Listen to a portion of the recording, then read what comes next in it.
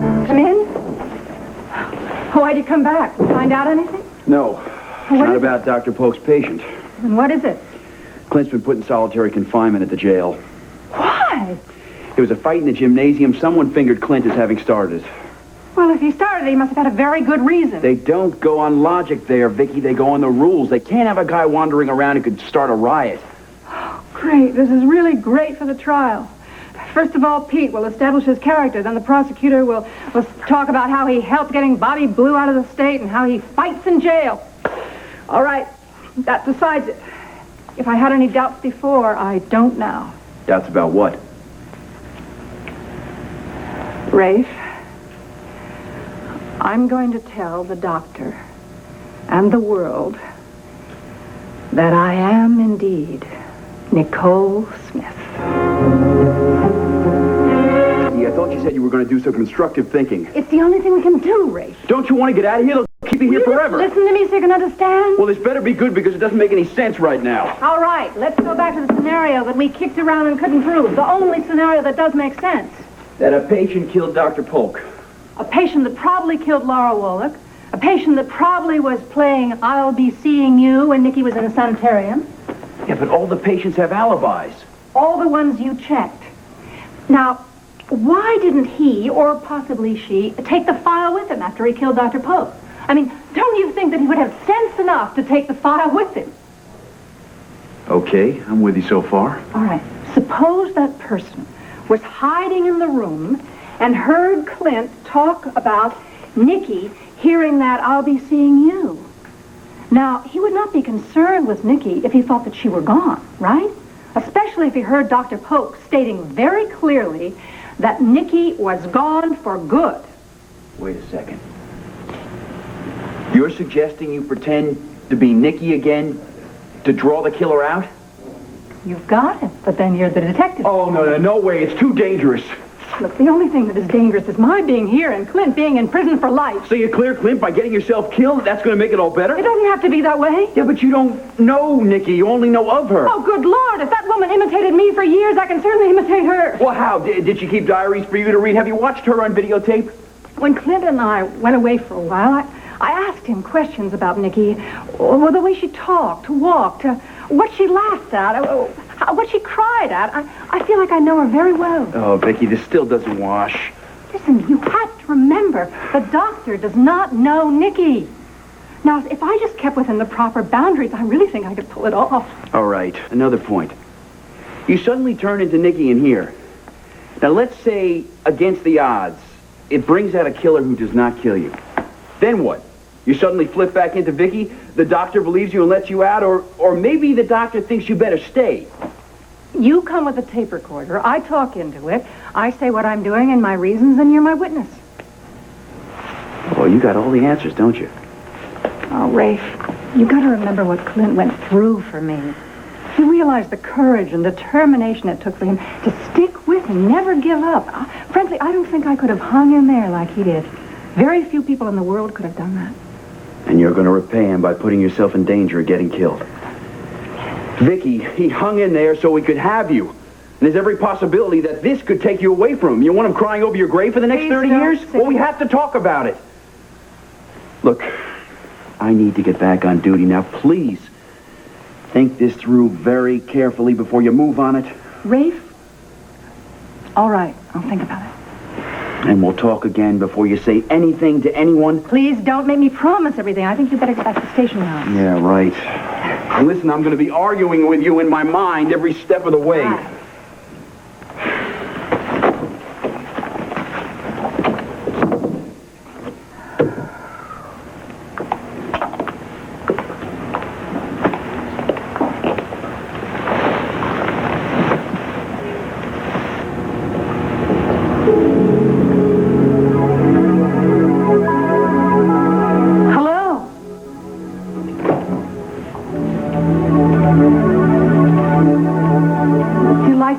Come in for a minute?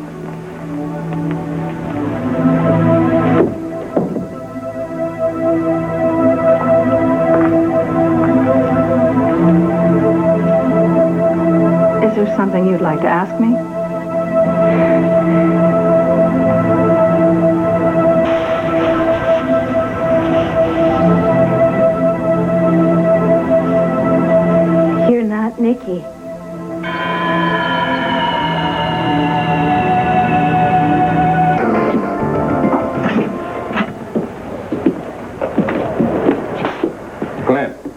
Hank, what the hell is going on here?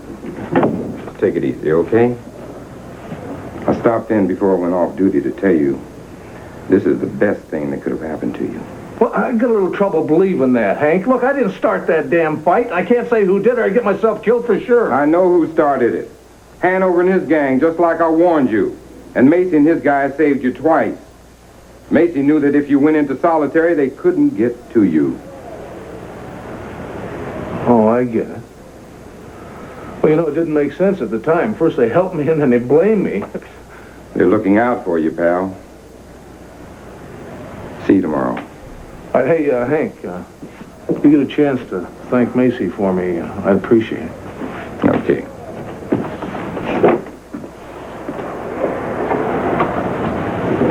If it wasn't for Tina, I wouldn't be in here, and Vicky damn sure wouldn't be locked away in some sanitarium.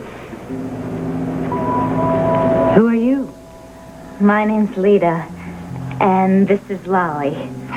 Hello, Lita and Lolly. I know about you. I know they say you're Nicky Smith, but I know you're not. I would tell them for you, but they wouldn't believe me.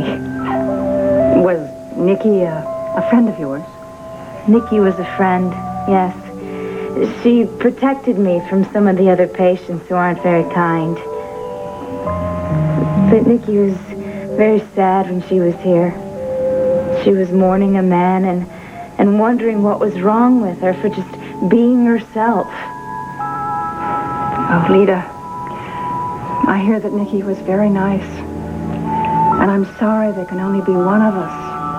Either her or me.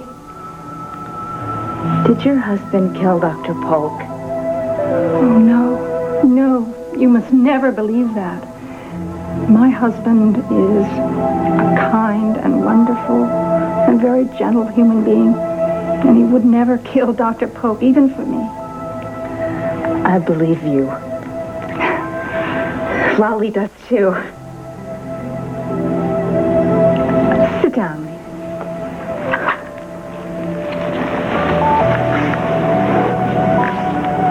How long have you been here? I don't like to remember, but I can't forget either. I've been living here since January 2nd, 1981. I'm sorry.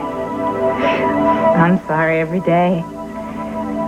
Lita, when Nikki was still here, or even before, and certainly after, did you hear anyone playing the song, I'll Be Seeing You? I believe I know that song at all, Vicky. But you must. I'll be seeing you in all the old familiar places. Nothing? Maybe Nikki was mistaken. You don't hear someone playing that half the night? I'll be seeing you. They drug me at night. I don't hear anything. I don't see anything except my dreams. Oh, Lita, I do believe that Nikki heard that song playing. I also believe that the person that's playing that is responsible for Dr. Polk's death. Lolly, did you hear that? I want very much to find that person so I can help my dear husband and help me too. And that's why, Lita, I am going to pretend that I'm Nicky Smith. I heard on television that Nicky pretended to be you for a very long time. That's right. And now it's my turn. I'm just concerned that you'll be upset by it. No. It would be like having my friend coming back to me. Oh, Lita, I'll be your friend, no matter what name I use. You promise you won't tell anybody? And Lolly won't mind either. Could I ask you something else, too? Another favor? I might need your help sometimes. If you could tell me that I'm not quite sounding like or acting like Nikki, could you do that? Of course. She laughed a lot. Even heard in morning she laughed. And made jokes for others. Rita, Hello, Dr. Spender.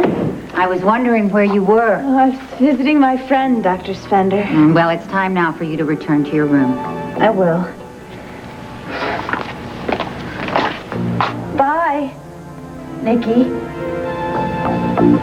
Bye, kid. I'll see you later.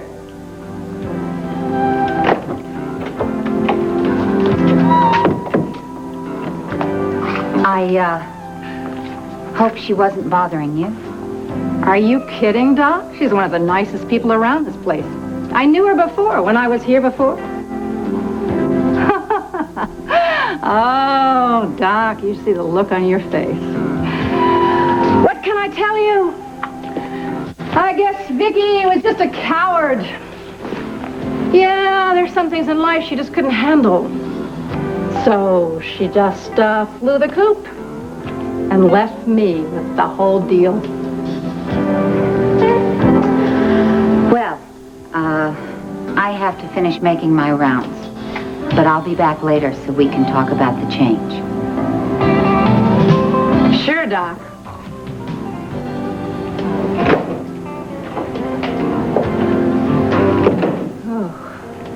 I did it. I did it. But can I keep it up?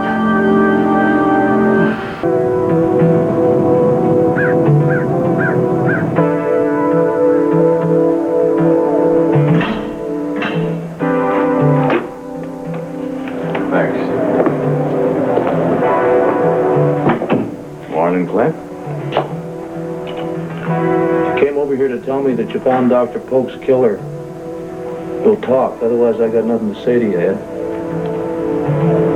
Understand some of Bobby Blue's pals helped you out when the Hanover gang jumped you, Yeah. Can you beat that? Some friends stay your friends no matter what happened. Yeah. I guess when you think about it, solitary confinement's a good place for you. Safest place for you. Thanks for your concern. And I don't mean to make things rougher on you than they already are, but Ed, you can't make things rougher on me than they already are. I have some information about Vicky. What about Vicky? She called the Chronicle last night and told them she was Nicky Smith.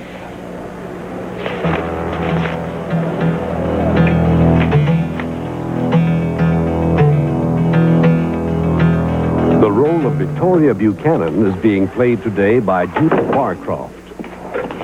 Rafe, I just couldn't wait. The doctor came into the room when I was talking to the patient. The patient called me Nikki. And so I just took the plunge. Yeah, a dangerous plunge. When I glanced at the paper this morning, I almost dropped my coffee. Oh, yes, but we're ahead. Don't you see? That doctor was shocked that I was so different than the first time she saw me. I mean, she believes that I am now Nikki again. Do you know the legal ramifications of this? That was something I wanted to discuss with you before you did anything. You mean proving who I really I am? mean being a witness for Clint. How can you back up his story now? Supposedly Nicky Smith wasn't around when Dr. Polk interviewed you. Now, I have thought about that, and this is my conclusion. So what? My words don't mean anything right now. All the evidence is stacked against Clint. The only way that I can help him is to find that killer. As long as the killer doesn't find you first. Didn't you talk to Clint first? I'm sure if you had talked to him, he wouldn't have let you do this. I don't want to argue. I started this. I'm going to continue it until we find the real killer of Dr. Polk. I knew it was going to be useless arguing with you, so I've already made arrangements to have an undercover cop here. That's wonderful. Well, thank you. Well, I feel safer already. Her name is Claire Germain. She'll be hired as a matron.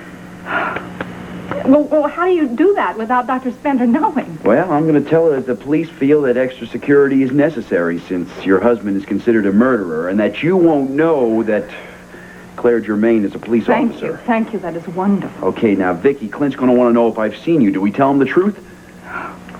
I'm afraid that I'll just have to let him believe what everyone else is, and it breaks my heart.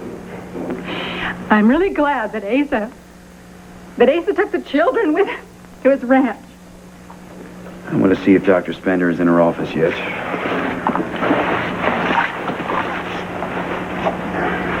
You know, I feel nervous leaving you here even for a few minutes. If you're right, If Dr. Polk's killer is in this institution, he's probably got his eye on you already. I will be careful. I promise.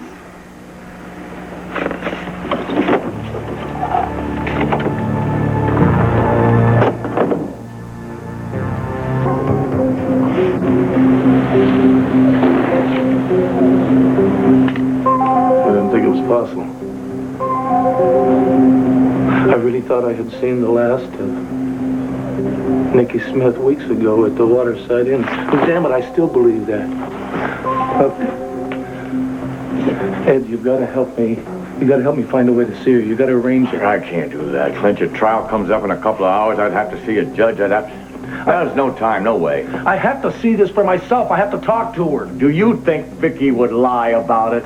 Do you think Vicky would expose her own problems?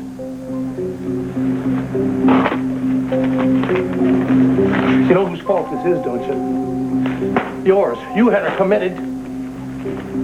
I realize it says she turned into Nicky yesterday, and if that's really true, I'm sorry. But you're sorry. You're sorry. Thanks a bunch. You're sorry. Well, why didn't Dr. Polk see it, huh? I mean, maybe he did see she was Vicky. And maybe he thought that maybe some kind of trauma could flip her over into Nicky, that she needed treatment. No! That is not true. What? Why the hell should we deal with the truth? That went out the window a long time ago. Besides, you've got your cold-blooded killer. That's all you care about. Oh, come on, Clint. You know me better than that. No, I don't. No, I don't know better than that. Why don't you just get the hell out of here? I don't know why you came down here in the first place. Because I thought maybe you wanted to know about Vicky before the press sees you. Yeah. Well, you bringing that paper by here just really made my day. Thanks a lot, Captain. I'll see you in court.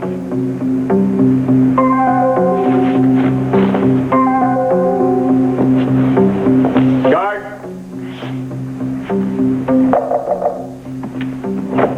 Okay, we're all set. Dr. Spender was glad to allow us an undercover policewoman.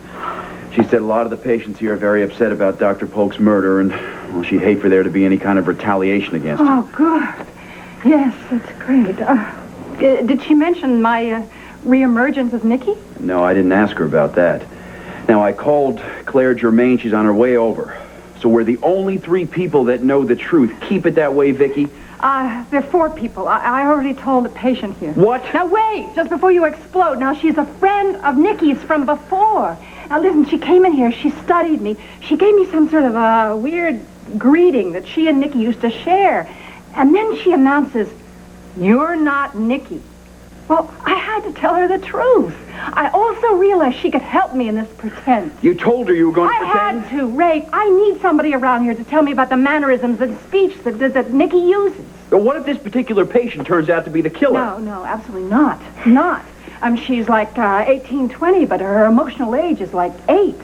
She's very, very vulnerable. Believe me, I think that life treated her very unkindly when she was a child, as she's still in her childhood, did. How do you know you can trust her to keep her mouth shut?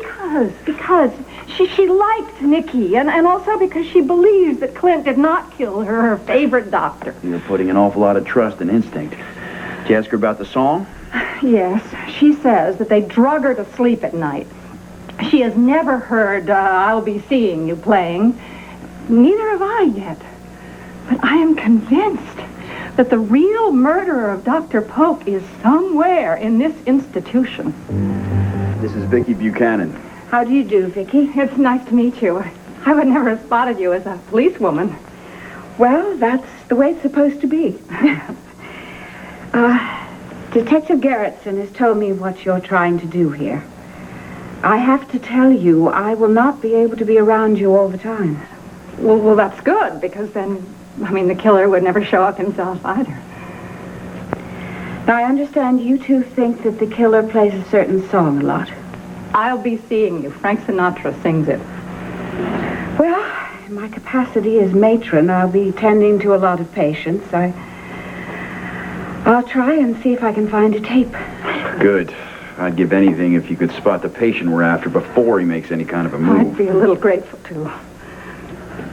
Well, the supervisor is expecting me to be shown around. Needless to say, when we're introduced, we've just met. Fine, fine. Good luck, Claire, and remember, this is a precious person here. Yes, I remember.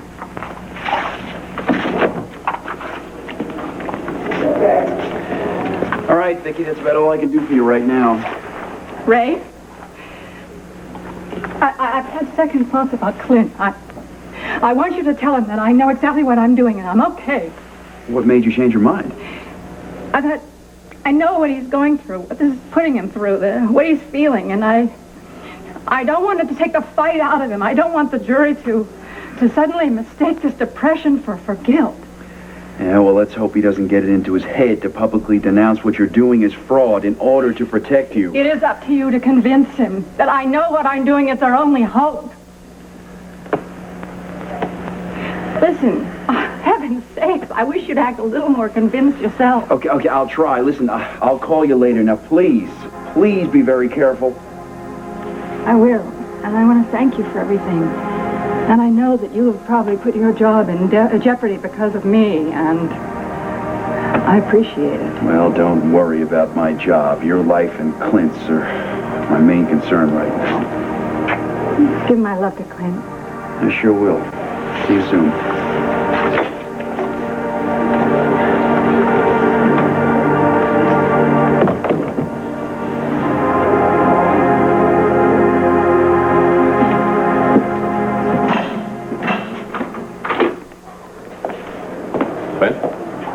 Pete. Hear about Vicky? Yeah, I turned the radio on in my car. I was in shock. I can't imagine how you must feel. Yeah. I didn't think this nightmare could get any worse, but wrong again, right? Ed Hall stopped by. He wanted to make me aware of this, so some reporter wouldn't surprise me with it when I go to court this morning. Wasn't that nice of the good captain? Yeah, look, I'm sorry. You know, if it's any consolation, at least she's getting help. Help? Oh, she's getting help, all right. She's getting so much help, they turned her right back into Nicky Smith. You know, I'm sorry, but one good thing about it is it will help the defense. Also make Tina look more ludicrous than she is. Tina? Tina will just come up with another story, Pete. Like Nicky Smith just stopped pretending, that's all. Is there any truth in that, maybe? Oh, wait a minute. I know my wife, Pete. She was Vicky Buchanan. I would have bet anything that Nicky Smith was gone forever. Okay, I'll buy it. Look, we got to get over to the court pretty soon, so let's go over some facts. Say what you want, do what you want. Be as brilliant as you want. I mean, if you lose, so what? If Nicky Smith is back, I don't care that much about living anymore anyway. What about your kids? You can't desert them.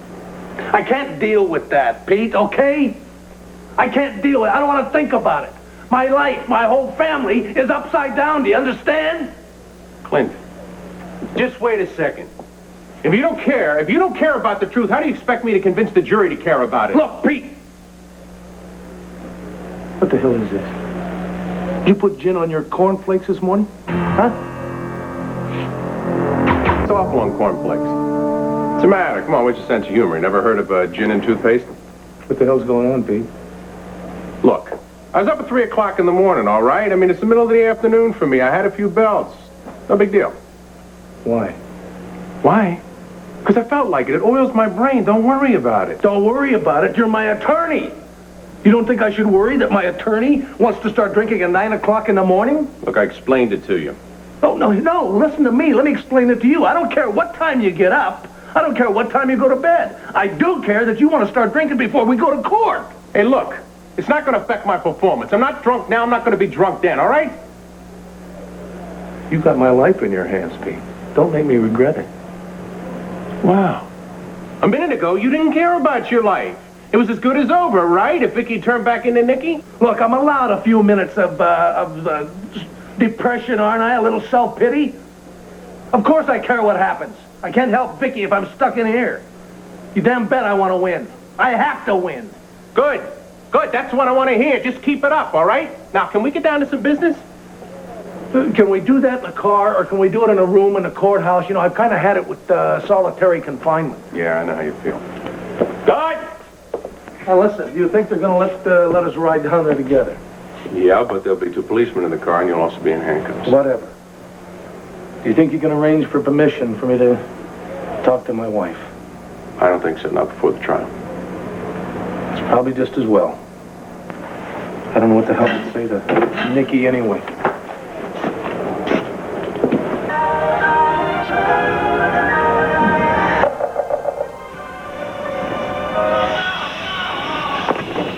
Yeah, come in. The sofa not ready.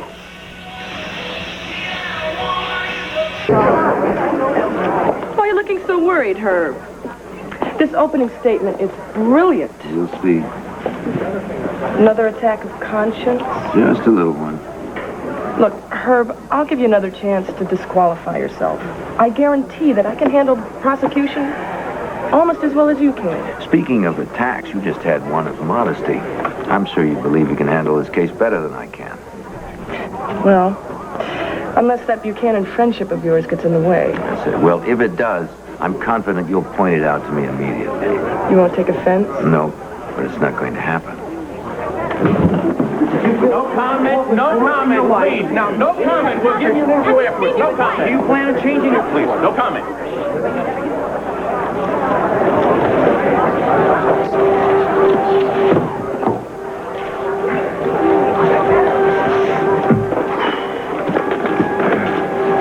Look, do me a favor. No matter what happens, don't lose your temper, okay?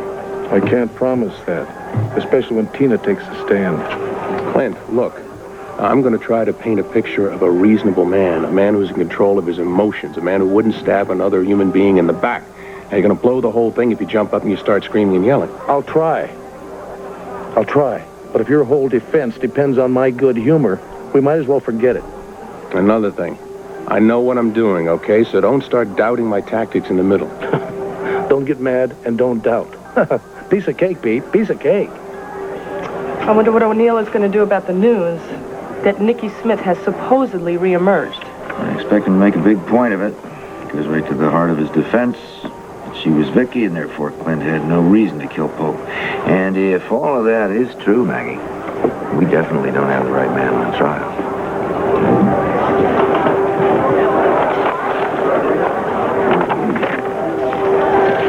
Morning, Herb. Maggie. Great. I'd like to talk to Clint a moment. Any objections?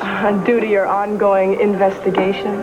Due to the fact I'm his cousin. I just saw his wife, and I'd like the guy to know how she's doing. Yes, fine by me. Go ahead. There's many friends and relatives connected to this case. I'm amazed that Buchanan ever got arrested. Pete, Clint. Right?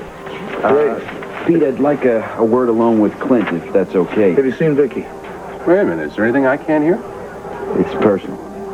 Pete, it's no big deal, okay? Sure.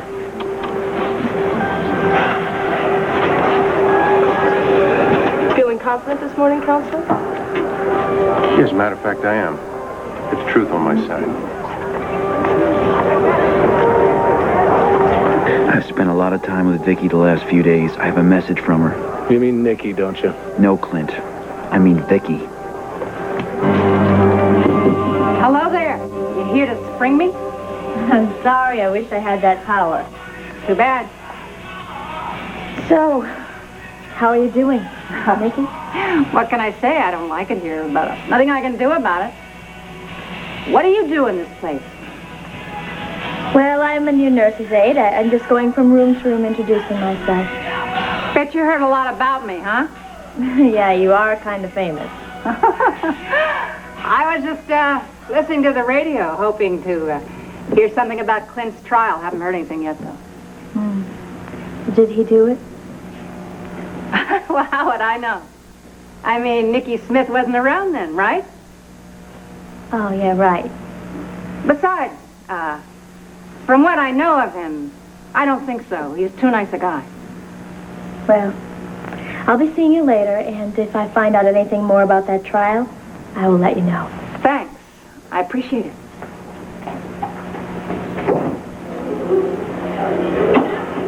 She doesn't remember who I am. Hey, kid! I didn't get your name.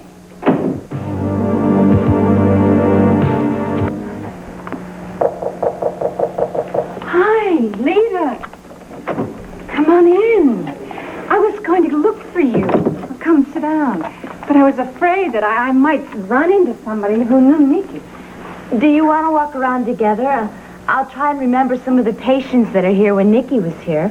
Well, I was a little more concerned about the staff. Why? Because we're all out of our minds and we don't matter? Lita, I didn't say that. I just mean that the staff's more trained to observe behavior, you know? I mean, there was a new nurse's aide that just came in here. I was relatively comfortable because she said she was new, but before that, I wasn't sure. You should pretend to be Nikki with me and let me judge you. That's a wonderful idea. All right, how you doing this morning, kid, huh? You sleep good? I always sleep better than I want to. Hey, listen, I meant to ask you, why do they drug you at night? They tell me I have very horrible nightmares and that I scream. I don't remember any of it. Well, I'm sorry to hear that. You must have had some rough times. I had a lot of rough times. I can still feel them, but I can't really remember them. It's like they happened to someone else. You're supposed to tell a joke now. What? Nikki would tell a joke. She wouldn't let me see that I've upset her, as you have. Oh, I'm sorry. Hey, Lita, you win some, you lose some. I'm sorry. I don't feel very funny right now. This is not a very funny situation. I'm worried about my husband's trial right now. Do you want to walk around? If we go to the TV room, there'll be other patients and staff. Do you think I could pull it off? You don't have Nikki's soul. I'm the only one that knows that. I'm with you, kid. Now, Clint, you have to listen, but keep your voice down. Rafe, what is going on? Vicky came up with a plan. I tried to talk her out of it, but she went ahead anyway, so it's already in motion. What kind of a plan?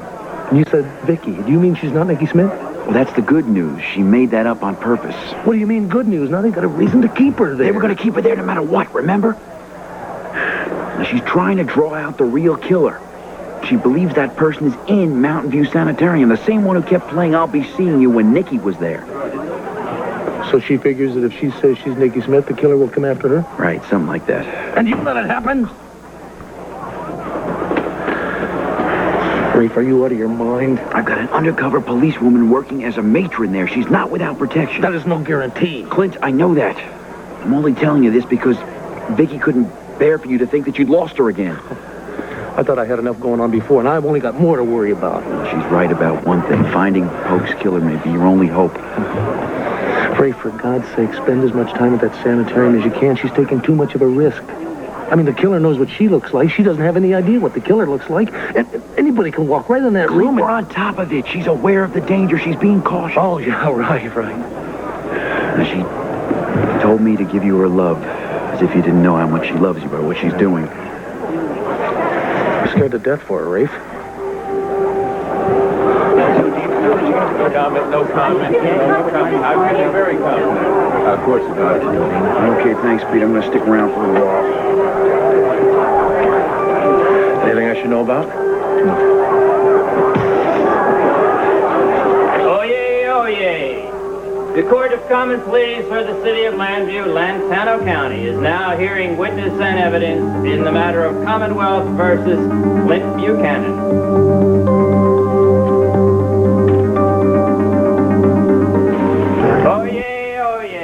Court of Common Pleas for the City of Llanview, Lantano County, is now hearing evidence and testimony in the matter of Commonwealth versus Clint Buchanan.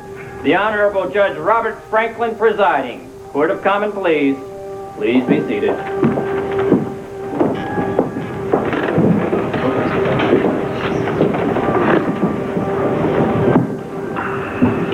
Good luck, cousin. Oh, Rafe, thanks a lot. But you know, I'm a lot more worried about Vicky right now. Are you sure she's going to be all right? Mrs. Germain will take good care of her. She's one of the best undercover cops we got. Oh, that's fine, Rafe, but with... I don't know, with her running around pretending to be Nikki, I mean, I don't like it. The murderer could slip into her room at any time. Anything's possible, Clint, but it's not likely, okay? Well, I'd still feel a lot better if you'd, will you do me a big favor? Will you go out to the sanitarium and will you spend as much time out there as possible without blowing her cover? Sure, you got enough to worry about right here. Thanks, Ray. I mean, I wouldn't give a damn about this trial if anything happened to Vicky. Mr. Callison, you may begin your opening statement.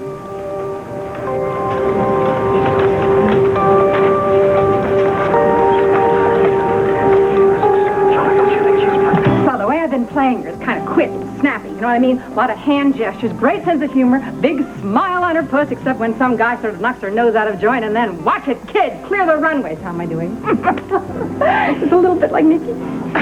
Like I said, you don't have her soul, but otherwise, it's perfect. I don't know what I'd do without you, Lita. I could never pull it off otherwise. You're my friend now, just like Nikki was. And I promise I'll stand by you no matter what. But please, be careful. I will. You're my friend, too. Excuse me. Are you up for a visitor? It depends. I might need some time to prepare. Prepare for what? What the heck are you doing here? Well, I have something to settle with you. In private. Sure, I want to talk to you. Well, you're not afraid of me, are you? Might be a waste of time. What can you tell me I don't know already? Well, do you want to find out or not? I'll be outside if you need me.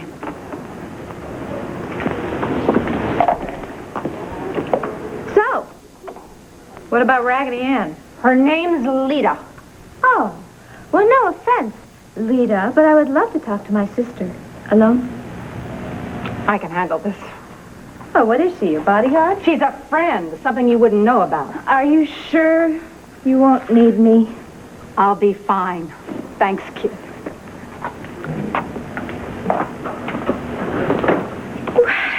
Well, I guess you don't have such a bad life here. It's not a bad room. You have a very interesting friend. Okay, say what you want to say, and then you can leave.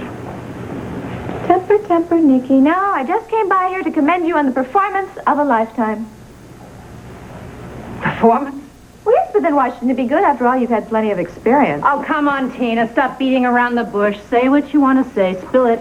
Look, I am on to you, sister dear. Oh, you are Nikki right now, aren't you? I mean, it gets very confusing, even though I am the only person outside of Clint in the whole wide world who knows that you have been Nikki all along. What kind of ball are you pulling, Tina? Oh, save it, Nikki, will you? I've been on to you since the first day. We were the ones who played those little games, remember? I know exactly how your tiny little mind works. Oh, no, you're the one with the real whiz, dear.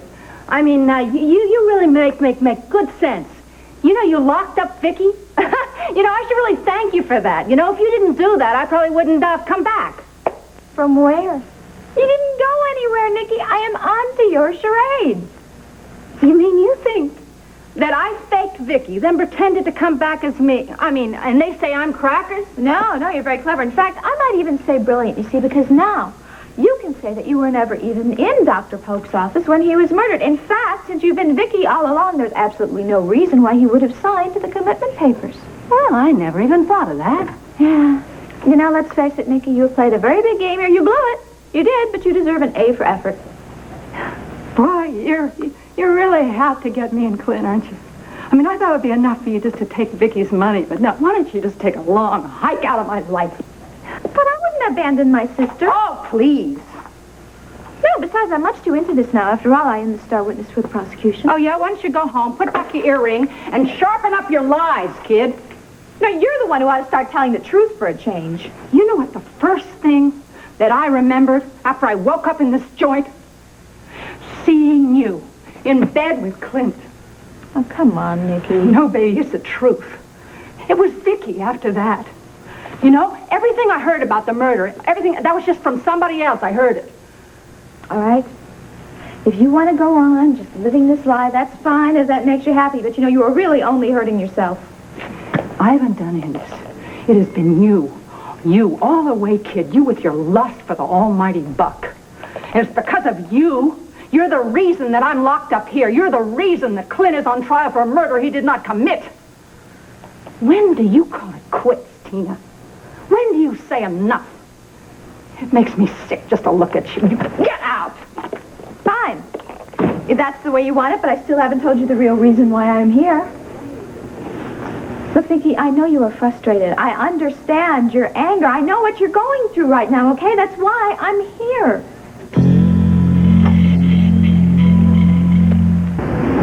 Look, you are absolutely right saying I should be happy with all the Lord money. I am happy with the money. I mean, who wouldn't be? But I am not happy with seeing you here locked up. That's why I want to help you. I want to help you by getting the best psychiatric help that money can buy. Thanks. I really think I'll pass. I don't want you wasting all the Lord fortune on me when you work so hard to steal it for yourself. You know, I just don't get it. I don't know why everybody seems to think I'm this big money grabber, you know, because I am not. In fact, you know what I'm going to do with my money? I am going to do something that is going to be very good for this whole community. Take a one-way ticket out of town. Very funny. No. I am going to carry on the Lord family tradition.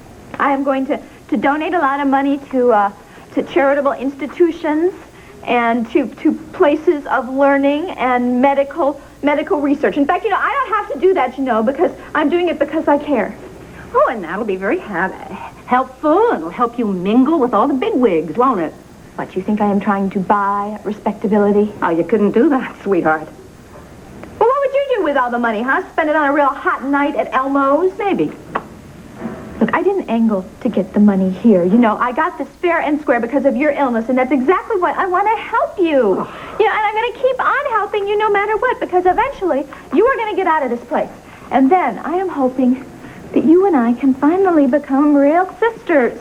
How can you stand there and spout all this stuff about sisterhood and charity when Clint is on trial for his life, and if he's condemned for murder, it is all your fault, baby. Look, I know how much you love him. And I really wish there was more I could do, but... Don't you think you've done enough? You would hang your own grandmother just to keep a grip on the Lord's fortune. Look, I am not the one that stabbed Dr. Polk in the back, huh? You know, and I'm going to tell that jury the truth, which is that I didn't start all this. No, you know who started this whole thing? You know, it was you and Clint. You started it by trying to pretend that you're Vicky all along, huh? So you wouldn't have to be put in this institution, so you could run away and have your nice little affair. You're going to tell the jury that Clint and I had an affair? I am going to tell the jury the truth as I see it. Boy, you really have to get both of us, aren't you? You think I feel good that my testimony is going to help convict him? No, I don't, but it doesn't even matter what my testimony is. The evidence is overwhelming. Look, maybe even once he hears me, maybe it'll help. Help? Help? Well, sure, he'll hear me and he'll realize how silly it is to go on lying, and he'll confess. Tina, he has not done anything. Vicky, if he confesses, maybe the judge will decide to go with leniency. Here, Tina, you just get out of here. You get out of here in your own steam before I throw you out, okay? And take your coat, your earrings, your purse, and out. Fine. Fine, I will go, but you know what? You were going to look back on this, and you were going to realize that I tried to do all this to help you. And then, sister, you are going to thank me. Ow! Oh! Before we are through here, ladies and gentlemen of the jury, I will show you that this was not the act, the premeditated act of a vicious and cold-hearted killer. It was instead an act of sudden and unexpected violence committed by a man in the grip of overwhelming passion. A man whose fingerprints alone were found on the murder weapon. That man, Mr. Buchanan, is a well-known figure in this community. He has served it long and well. Never, to my knowledge, committed a crime of any kind whatsoever. It is therefore with a certain sadness that we prosecute. How are you going to respond to that? I haven't decided yet. But you'd better do some fast thinking. Doing the best I can. However, personal feelings must be laid aside in pursuit of the truth. You will see that truth in the conclusive evidence we present before you.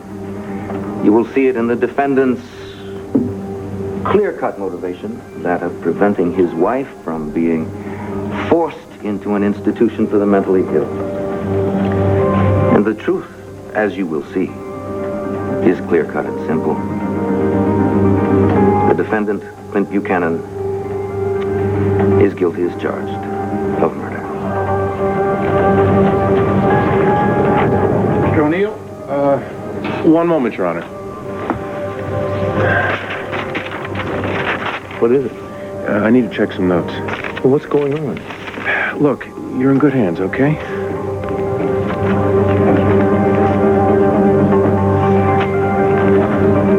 Claims only to want the truth here.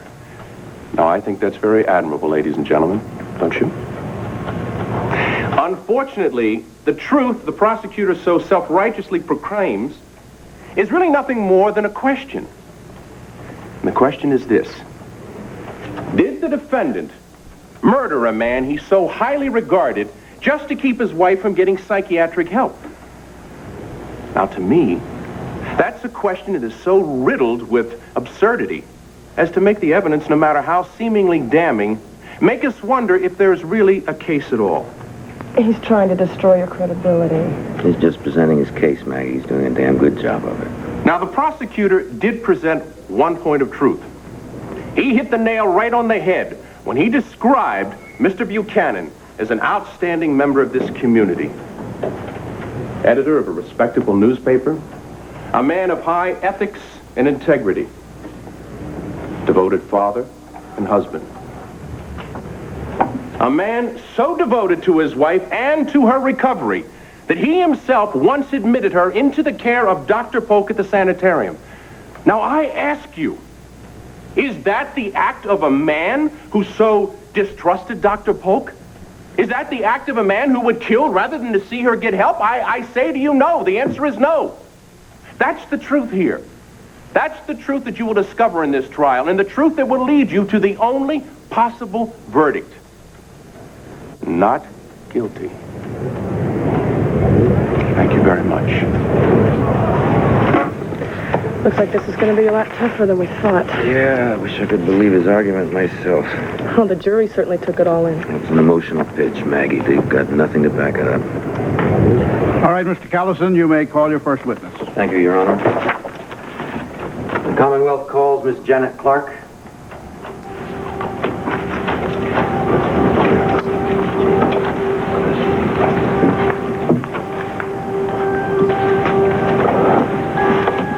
State your full name for the court, please. Janet Marie Clark. And place your right hand on the Bible. Do you swear to tell the truth, the whole truth, and nothing but the truth, so help you God? I do. Be seated.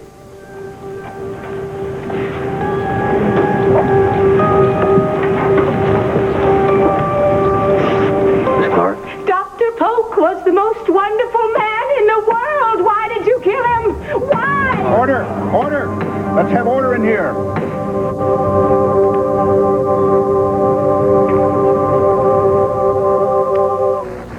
Order here. I want order. Order! Your Honor, I move that Miss Clark's statement be stricken from the record. Order. Miss Clark, you will refrain from further outbursts and gratuitous statements? Yes, Your Honor, I'm sorry. Are you capable of continuing here? Yes, I'll be fine. It's just that the events have been traumatic. I understand. But hereafter, you will please speak only when asked direct questions. Yes, sir. Counselor. Thank you, Your Honor. Miss Clark, you had worked with Dr. Polk for quite some time, hadn't you? Yes. Would you tell the court exactly how long and in what capacity? I was his secretary for 7 years. Fine. Now, were you in his office on the day that he was murdered? Yes. I was in the anteroom, which is the room just outside the office, where I work. I wasn't there when the actual murder occurred. Where were you? I was out doing errands. All right. Would you tell the court who was there at the time you left? Vicki Buchanan was in the office with Dr. Polk, and Clint Buchanan was in the anteroom waiting. Were there any other visitors that you were aware of? No. Dr. Polk had cleared his calendar because he knew it was going to be a long session with Mrs. Buchanan. Did Mr. Buchanan use the telephone? Yes. I'd forgotten my gloves, so I came back to the anteroom to get them, and I saw Mr. Buchanan on the phone. Did you overhear any part of the conversation? Yes. I couldn't help it. Did you feel that the defendant incriminated himself in any... Objection, Your Honor. I will rephrase, Your Honor. Miss Clark, would you please tell us in your own words exactly what you heard the defendant say? Well, I don't have to use my own words because I remember what he said completely. He was talking about his wife. And he said, I hope I don't have to take her out of here by force. But if Dr. Polk comes to the wrong conclusion, I'll have no other choice. I'll have to take matters into my own hands. Thank you, Miss Clark. Your witness. No questions, Your Honor. The witness may step down. What the hell do you mean, no questions? Look, she's a solid witness. I don't want to give her another shot at it. You just say that or not? Yes, I did. Okay, then I'll ask you to explain when it's your time up there again. But look, I don't want her to repeat it. It was damning enough the first time. Recognize this letter opener, Dr. Novak? Yes, indeed, it's the instrument which I removed from Dr. Polk's back. In other words, the murder weapon. Exactly. Are you absolutely certain? No doubt about it. Let the record show that Dr. Maurice Novak, Chief Medical Examiner of Lantano County, has positively identified the murder weapon, which we will submit to the court as Prosecution's Exhibit A. So noted. Thank you. Now, Doctor, will you tell us in simple terms the actual manner of Dr. Polk's death? The letter opener was brought forcibly down into his back, it pierced his heart, and the result was massive internal hemorrhaging.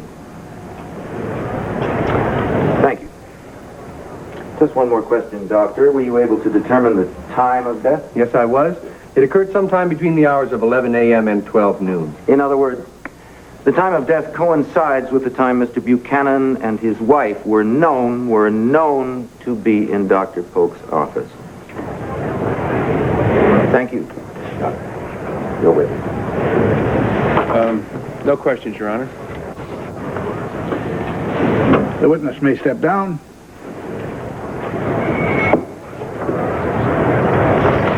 O'Neill started off so brilliantly. What's he doing now? Throwing the towel? I can't figure it. Trust me, I know what I'm doing. Why should I be? You're bugged because I didn't cross-examine the medical examiner? I am bugged about that flask you are carrying around in your briefcase. That's my business. Yeah, until it starts interfering with mine.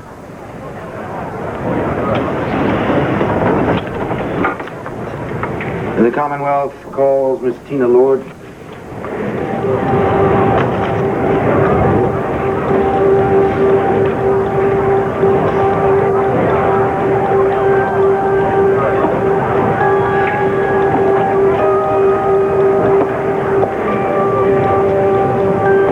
State your full name for the court, please. Tina Lord. Put your right hand on the Bible. Do you swear to tell the truth, the whole truth, and nothing but the truth, so help you God? I do. Be seated. Miss Lord, would you please describe for us your relationship with the defendant's wife? Well, she is my sister, my half-sister. We share the same father, Victor Lord. How long have you known the defendant? Well, since he came to Landview, about 7 years. To your knowledge, does the defendant love his wife? Well, yes. Yes, very much so. Is it possible for you to describe that love for her? Well, that's easy. He loves her very much. He worships the ground she walks on. In fact, I don't think there's anything that man would not do for her. Would he kill for her? Order. All right.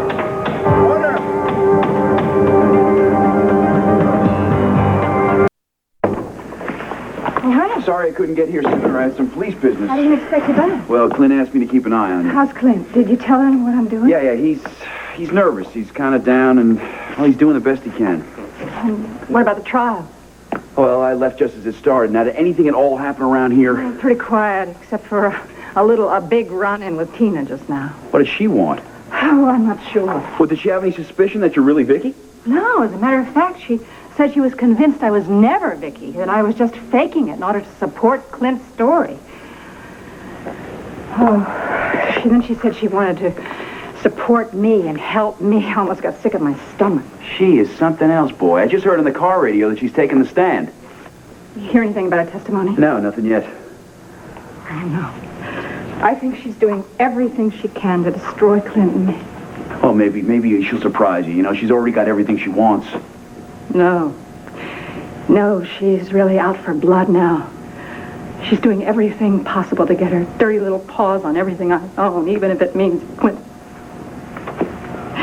Darn it all! Why can't she have a little heart? I mean, a little faith that he's innocent. She knows he's innocent. You know Tina, though. She can't see past her own selfishness. Well, suppose I behaved like that in her trial. I mean, certainly the evidence was just as strong against her as it is against Clint. I mean, everyone felt that she killed that poor Harry O'Neill. Everyone. Everyone but you. And I certainly had reason to want her punished. She really wrecked my life. She made me turn back into Nicky again. I did it for her, in spite of all the destructiveness and the cunning and the viciousness. I never believed that she was capable of murder. I had a little faith in her. And why can't she have some faith in an innocent, wonderful man like Clint? Believe me, the word isn't even in her vocabulary. Must be buried in there somewhere. I mean, she must realize that if I hadn't saved her with my testimony, if I hadn't turned back into Nicky for her, she'd be in jail for the rest of her life.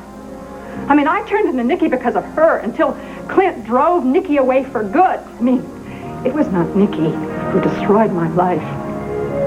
It was Tina. It was Tina. My God. My God, Ray, what have I done? I've saved Tina, and I've condemned my own husband. Vicky, you can't think that, okay? You had nothing to do with it. What do you think is going to happen tomorrow? Huh? You think she's going to have some compassion or some mercy? No, not Tina. She's the star witness. And she won't even care if he's dead.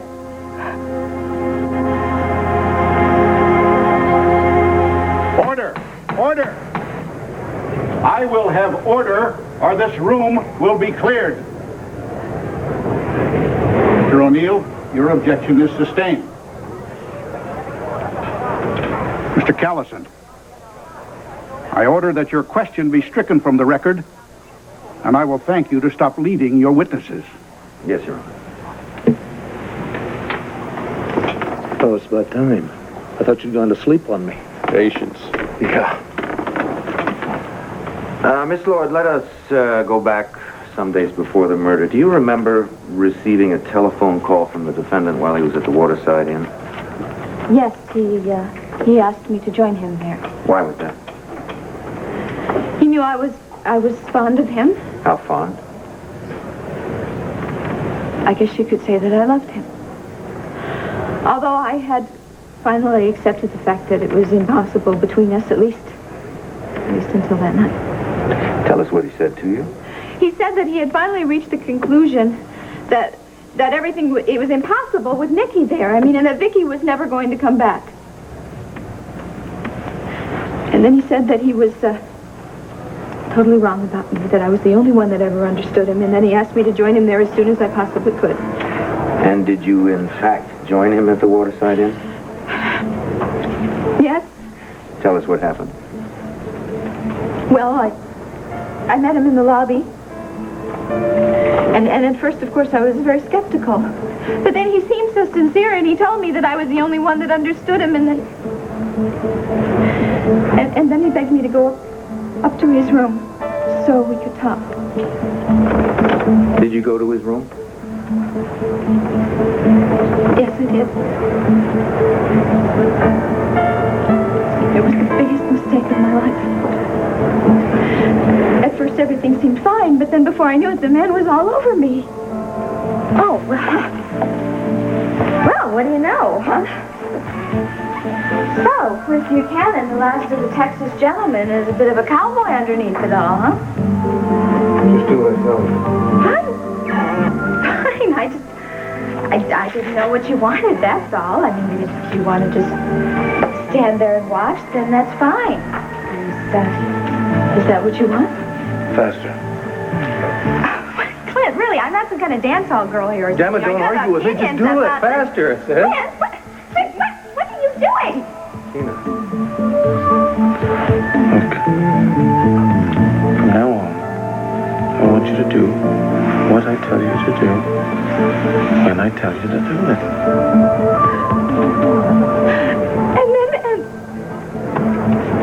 And then he... All right. All right. Tell us. And then he tried to rape me. That is a lie! She is lying! She's lying! Order! Order to the court! Order! I didn't try to rape her, that's a lie! The defendant will be... She's lying through her teeth! Sit down! You can't let her get away! Sit down! Mr. O'Neill, if you can't restrain your client. It's all right, Jimmy. Come on, please. Why didn't you tell me about this rape business? First I've heard of. Well, it's quite a break for our side. All right, Mr. Callison, you may continue.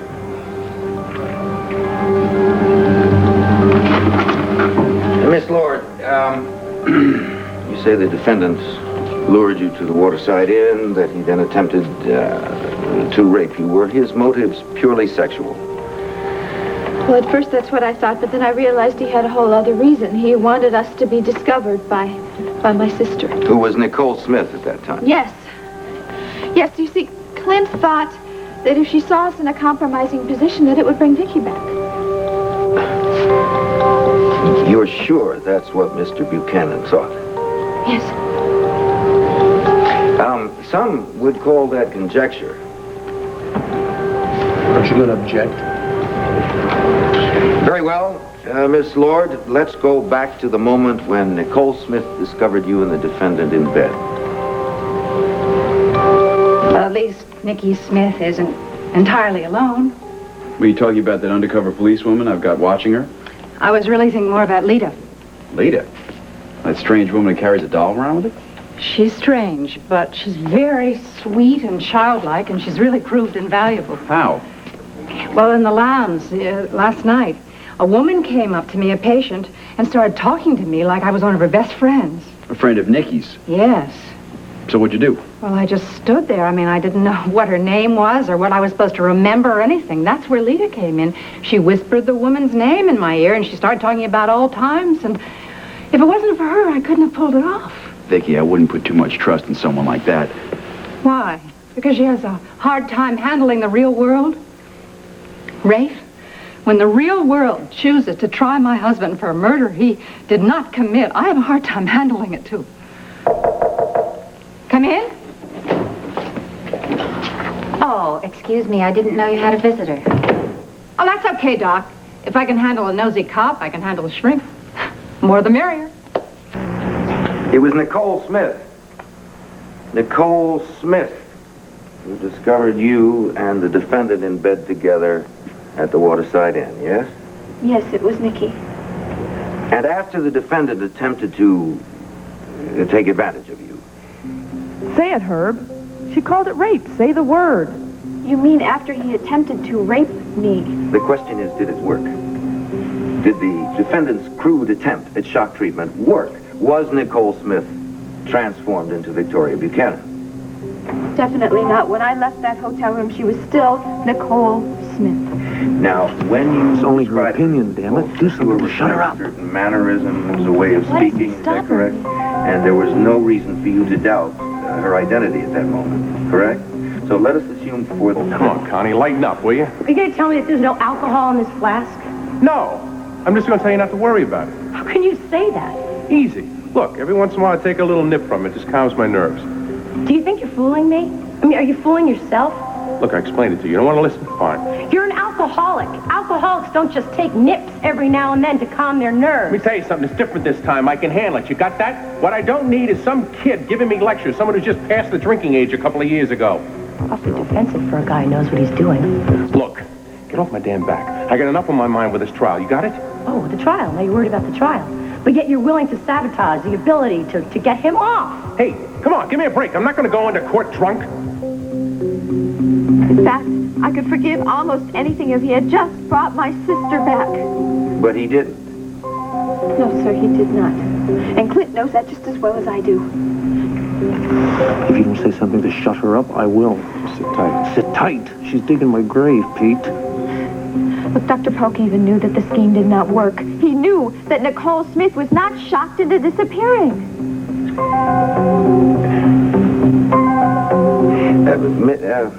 Miss Lord, how can you be so sure? Because he signed the commitment papers, didn't he? He knew that Nicole Smith is alive and well, despite what some people might want. Thank you, Miss Lord. Your witness.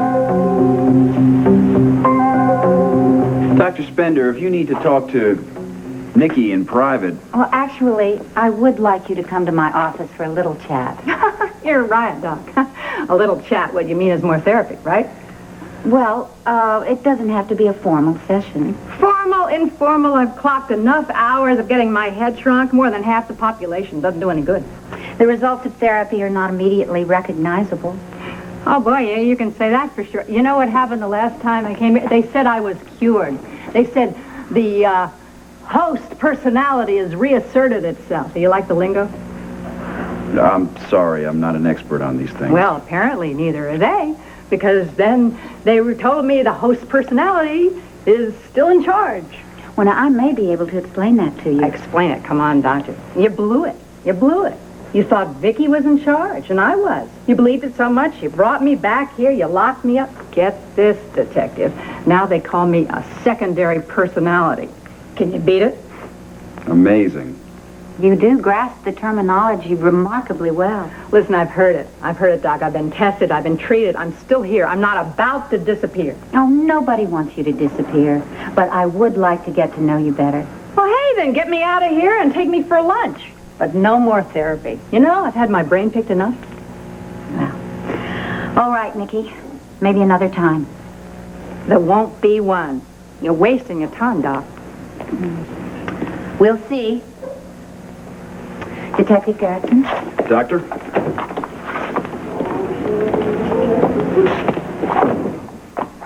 If I hadn't seen it with my own eyes, I never would have believed it. I'm sorry. I hate lying to the doctor, but I just can't take the risk of telling you the truth. Yeah, well, there's no chance of that. You did a perfect imitation of Nikki. Oh, Rafe, I've got to pull it off. As long as Clint's life's at stake, I've got to keep this up. Mr. O'Neill, do you wish to cross-examine? Yes, I do, Your Honor. I need something, however. Mr. O'Neill. Thank you very much, Your Honor. I found what I was looking for. I'm telling you, there's something wrong with the man. He's a good lawyer, Maggie. Oh, good lawyer. He was drinking at the pretrial hearing. You can't be sure about I that. smelled it on his breath. Right now, I think he's on the sauce.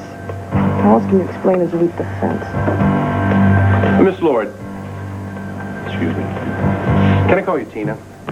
I don't think it's any secret to anybody that I was your attorney right here in this courtroom not too long ago. Please do. All my friends call me Tina. And you do have a lot of friends, including your sister. As I remember, she took the stand in this very courtroom in your defense. Considerable risk to her mental stability. Do you remember that? Of course I remember that. I am very grateful to her. So I think it's fair to say that you would never say or do anything to harm your sister or your brother-in-law unless there was a compelling reason. Is that correct? Objection. The state fails to see the relevance of this line of questioning. Yes, I'm inclined to agree. What is your purpose in this fishing expedition? Your Honor, I'm merely trying to establish a motive for a loving sister's obsession to believe her sister is someone else. Permission to approach? Yes. Your Honor, Dr. Marcus Polk signed Victoria Buchanan's commitment papers. If he believed her to be Nicole Smith, why is counsel challenging the motives of the state's witness? I'm merely asking for fair play. How? By speculation of a witness's integrity? Now look, you allowed this witness to ramble on about my client's attempted alleged rape. I'm merely asking for the same courtesy. Well, it was your choice to let me. I'm forced to agree with Mr. O'Neill.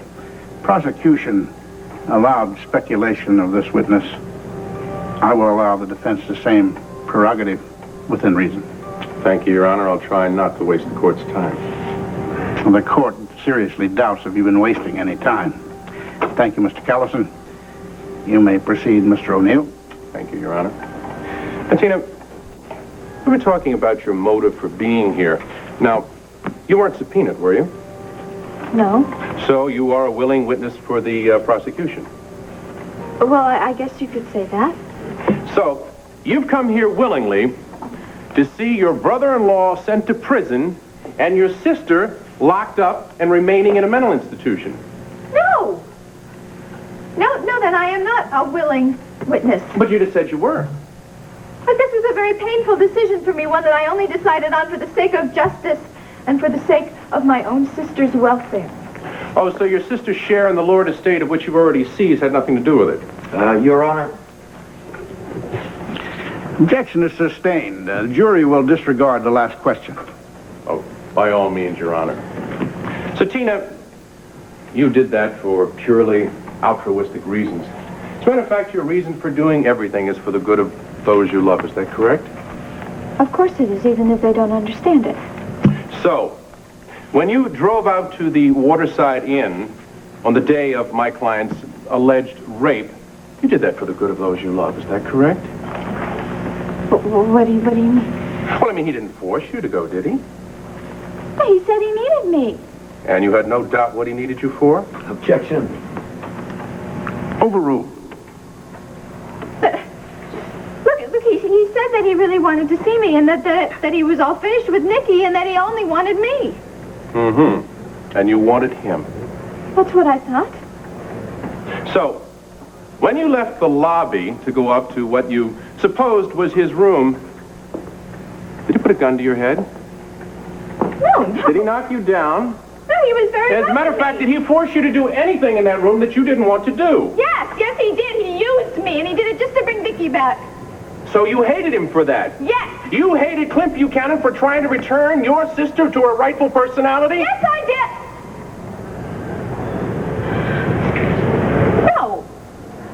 No, of course not. What I hated him for was for using me and for tricking me the same way you're trying to trick me now. Everybody in this town just always tricks me, and it's not fair. Your Honor, counsel is badgering the witness. Tina Lord is not on trial here. Clint Buchanan is.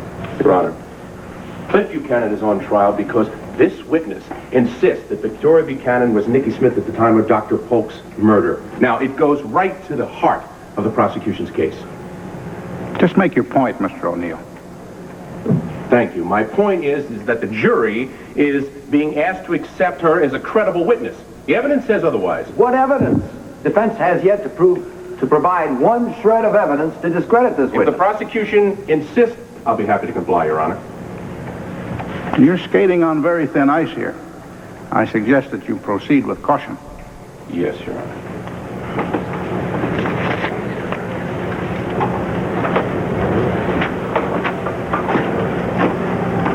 So, Tina, you claim that you're a victim of a cruel trick. Yes, that's right. That you're a victim of Clint Buchanan's irrational obsession to return his wife. Yes, irrational is the word. And what word would you use for a woman that tried to get a man to divorce his wife and marry her sister? Now, this has gone on long enough. I agree. This woman's virtuous charade has gone on far too long, Your Honor. The defense submits this document as Defense Exhibit A.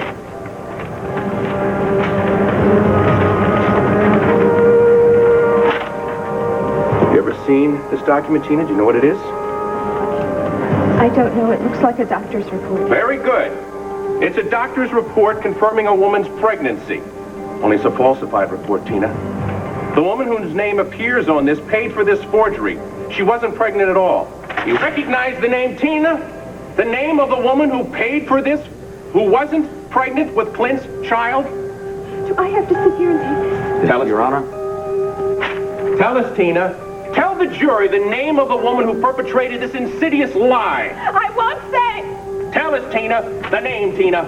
Tell us the name. It's Tina Lord. All right, Tina Lord, are you satisfied? Thank you. No further questions. Can you just let me explain? I didn't mean to hurt anybody. I wanted to have this child. I just wanted him to love me. You may step down, Miss Lord. Order. Order.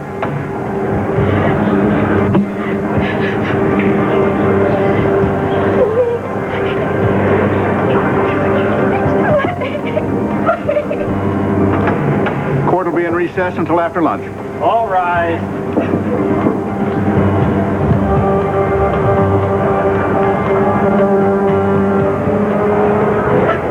Clint, I just wanted to wish you good luck. Oh, thanks, Lisa. I think I know what you're going through. At least I know what it's like to be accused of something that you didn't do. Well, I appreciate the moral support. Now, if you could just convince my friend here to take off these bracelets and let me go. Oh, if I could, I would. I really appreciate what you did for Bobby. I mean, you jeopardized your safety letting him escape. Forget it. I'd do it all over again. If there's ever anything I can do for you. Bravo. Listen, this is a court of law, not a stage. Today it was, and you were the star attraction. Come here. Oh. I don't know what I did to deserve that, but I'm not complaining. Come on, Pete. You were brilliant. Brilliant? Nah. So I wasn't chopped liver. Listen, discrediting one witness, that's nothing. There'll be others. So what? You'll mow him down, just like you did old Tina. Yeah, but a witness is one thing. There's still the physical evidence. Clint's prints were all over that murder weapon. But you can explain that, right? I can explain it, sure. Will the jury believe it? Will they look at the DA's airtight case and find one sliver of reasonable doubt? Hey, with you pointing the way, come on. You're quite a cheerleader. I wish I could be that optimistic. Something tells me no matter how hard I try, this is one case I can't win. Hey, is that any reason to stop fighting? I mean, even if you knew it was a losing battle, does that change anything? I'm no hero, Connie. Today you were. Oh, yeah? Some hero. I had that in my case the whole time. I was so scared. I kept wanting to run out in that hall and get a little Dutch courage. I'm still scared.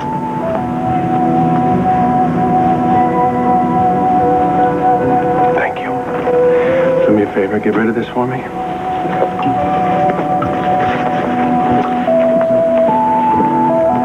not up to me.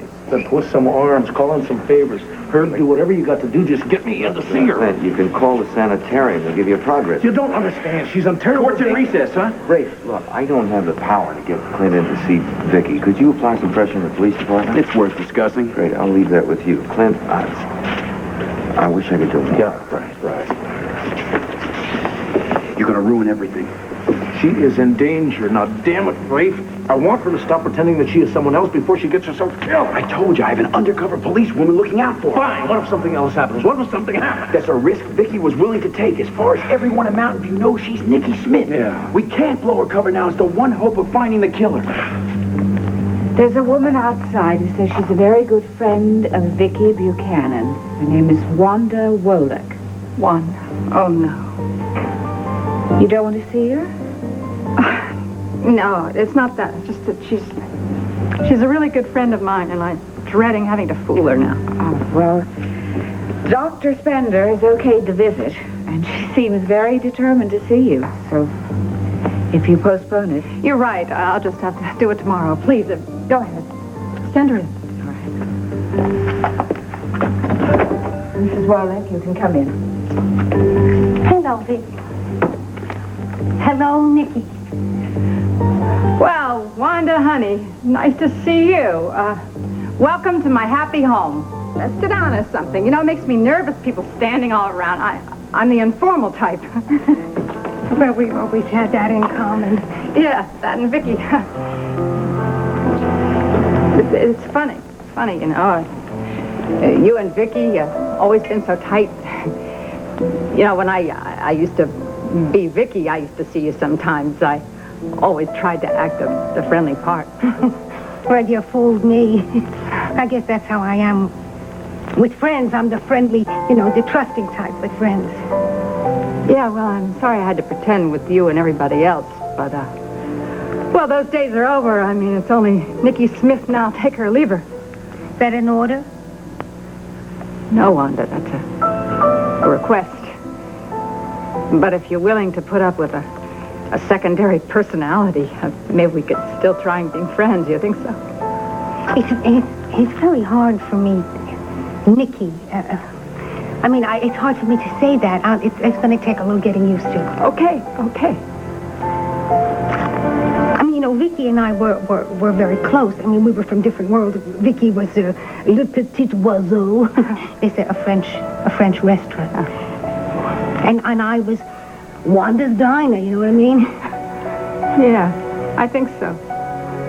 But it didn't seem to make any difference because we could talk to each other and we could trust each other and...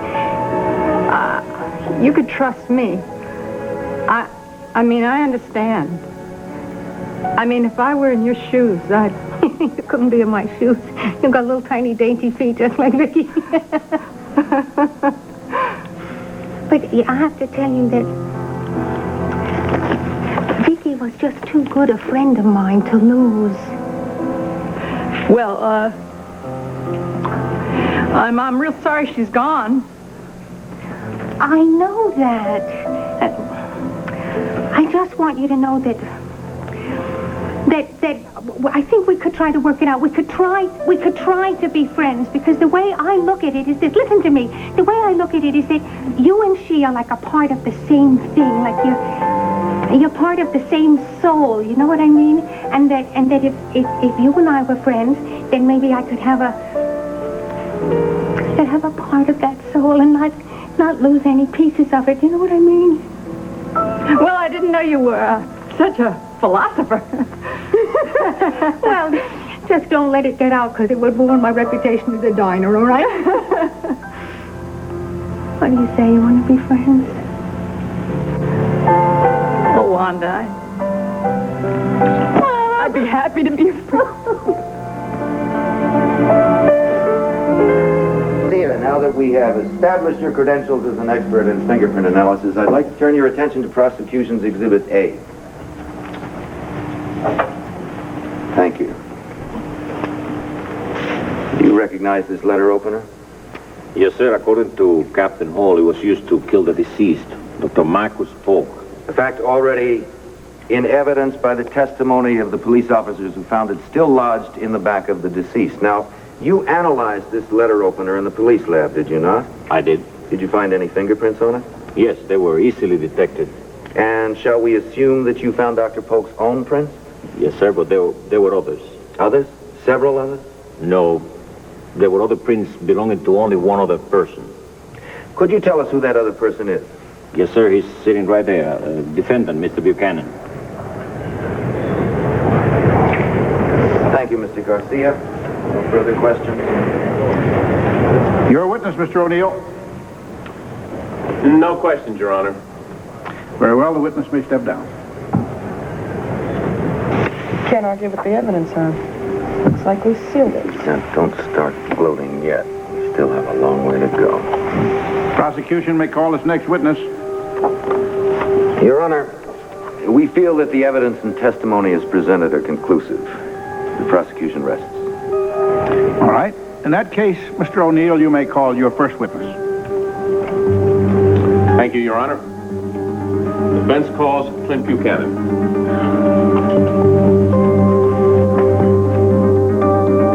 Have you seen the banner? No, and I don't think I want to. I mean, what is all this about falsifying a pregnancy test? Look, Pamela, I'd really rather not talk about this right now, okay? It's true. Pamela, look, I was desperate. I had to keep Clint away from Nicky, and I didn't know what else to do. And look, I did it for his own good, okay? Besides, you shouldn't just go believing everything you read. A mess, this whole thing. I mean, it's hard to tell the fact from the fiction. I mean, did Clint really kill that doctor? I mean, was Vicky really herself when she was committed? Well, honey, her husband should have known that, one way or the other. Pamela, I really don't want to have to go over this with you again, all right? Every time you seem to think I do something wrong, it comes out I'm on the level, remember?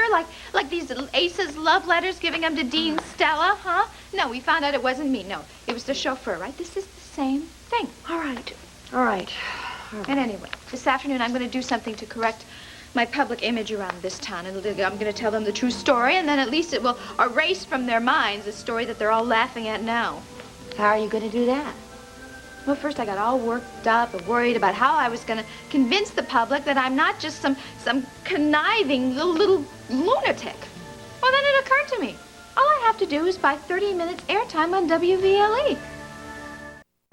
Much has been said of that last meeting you had with Dr. Polk. Can you tell us about it? Well, Vicky and I were both very nervous. Why was that? Well, everything that mattered was riding on Dr. Polk's decision. And did that meeting turn out to be the disaster you had feared it was going to be? No, it was quite the opposite. He very quickly set our fears to rest. How did he do that? Well, for one thing, he was very friendly. He was the same caring, dedicated man that we had known for so long. He was very pleased and confident when he gave us the good news. Objection, Your Honor. The defendant has no way of knowing what was going on in the victim's mind. Sustained. What do you mean I have no way of knowing? I was right there in the room. Mr. Buchanan, you're not here to challenge the prosecution's objections. You are here to answer the questions as asked. Is that understood? Your Honor, Mr. O'Neill, you will limit your questions to what the witness actually heard the victim say. Yes, Your Honor. Thank you very much. I'm sure we both understand. Now, Mr. Buchanan, did Dr. Polk tell you and Vicky that he'd reached any kind of a decision? Yes, he did. And what was that decision? He said he was convinced that Vicky was fully recovered and no longer was Nicky Smith. And was he willing to sign papers? Did he tell you he would sign papers to that effect? He certainly did. There wasn't a doubt in his mind. Objection. I'm just trying to make it clear. Mr. Buchanan, you've already answered the question. Spare us the speculation. Mr. Buchanan, Clint, and on that piece of wonderful news, did Dr. Polk offer you any advice? Yes, he did. He suggested that Vicky and I, take the boys and get away for a while. He said that the press would probably be on our doorstep as soon as the news came out. Right, so in order to avoid publicity, he suggested that you take a long overdue family vacation. Is that correct? That's correct. We even said we'd send him a postcard. So in other words, the session ended on very friendly terms. Very friendly. Very happy. Which is why I know that he couldn't have walked back to his desk, picked up the pen, and signed those damn commitment papers. Buchanan. No. Mr. Buchanan. I was there. You weren't. You're in a court of law now, Mr. Buchanan, and you will abide by the rules. The objection is sustained. Now, let's go back to the beginning. No, I don't want to go back to anything. I want to make this crystal damn clear. When Vicky and I walked out of that office, those papers were definitely not signed. Which means that someone forced us to sign those papers after we had left. Restrain your witness. Now, it had to be someone. Mr. Buchanan, there'll be order in this court, Mr. Buchanan. Will you please sit down? Each. Tina, that's going to sound a little self-serving. Oh, no. I'm going to be interviewed on TV by a very famous East Coast personality, Mr. Graham Walker. Only you already told him what questions to ask, and he already knows what the answers are. Not exactly. No, but I did pay him enough that he can use his celebrity status to try to undo all this terrible libel. Tina, I think the best thing that you can do right now is stay out of the public eye. People forget yesterday's gossip with tomorrow's headlines. Pamela, a court testimony is hardly yesterday's gossip. All right. But when it comes out later that you may possibly have bribed a TV person, I don't know how they're going to feel. I didn't bribe him. I paid him. It's totally different. I don't think people are going to see it that way, and I don't understand why you care so much about people you don't know, what they think or feel about you. Well, that's easy for you to say. You're a missionary's daughter. Your reputation is like sterling. Well, it was. Well, you just married the wrong man. I mean, that's your only fault. My reputation is just slightly tarnished, and it might be nice if it would shine again for a change. Oh, Tina, I just don't agree with you. It's like my letters, love letters from Jeb that all got published in the National Intruder. And the last thing in the world I would ever do is go make a statement about it to the press. And neither will Asa. Asa wouldn't dare. And I can't wait to see the expression on his face when he realizes that it is national news. Thought you were upset about that. Oh, I am for you. I like you. But him, I love it. It has been charged that you killed Dr. Marcus Polk in a desperate rage when he told you that he believed that Victoria Buchanan was actually Nicole Smith and he was going to commit her. Now, I ask you, did you kill Dr. Marcus Polk? No, I did not. And at the time of his death, Victoria Buchanan was herself and not Nicole Smith. Objection, Your Honor. We are not here to determine the mental status of the defendant's wife. I disagree, Your Honor. The mental status of the defendant's wife goes right to the heart of whether he had a motive to kill Dr. Polk or not. Now, counsel is well aware that the issue has already been decided by Dr. Polk himself. He signed the commitment papers before his death. Therefore, the defendant's opinion on this subject is totally irrelevant. Irrelevant? The objection is sustained, Mr. Callison. Sustained? Clint, hold on, please. No, I'm not going to hold on. My wife's personality, her very real personality, is not irrelevant. Mr. Buchanan, I will decide what is relevant here. That is the heart and soul of this whole damn case, Your Honor. O'Neill? Yes, Your Honor. Please, Mr. Buchanan. I am not. If you will please limit your answers to the questions. No, I'm not going to let this court or anybody else condemn my wife. Mr. Buchanan, that is quite enough. One more outburst, and I not only will find you in contempt, I will have you forcibly restrained. Now sit down, sir. Now we know Clint's weak spot. All we have to do is just keep hammering away at his wife's commitment. And he's going to win this for us. I mean, Asa had just told Dorian that he really cared about her, all right? And then I arrived at the mansion, and there she was. God, it must have been so humiliating for him. He had to face me, and then he had to face her.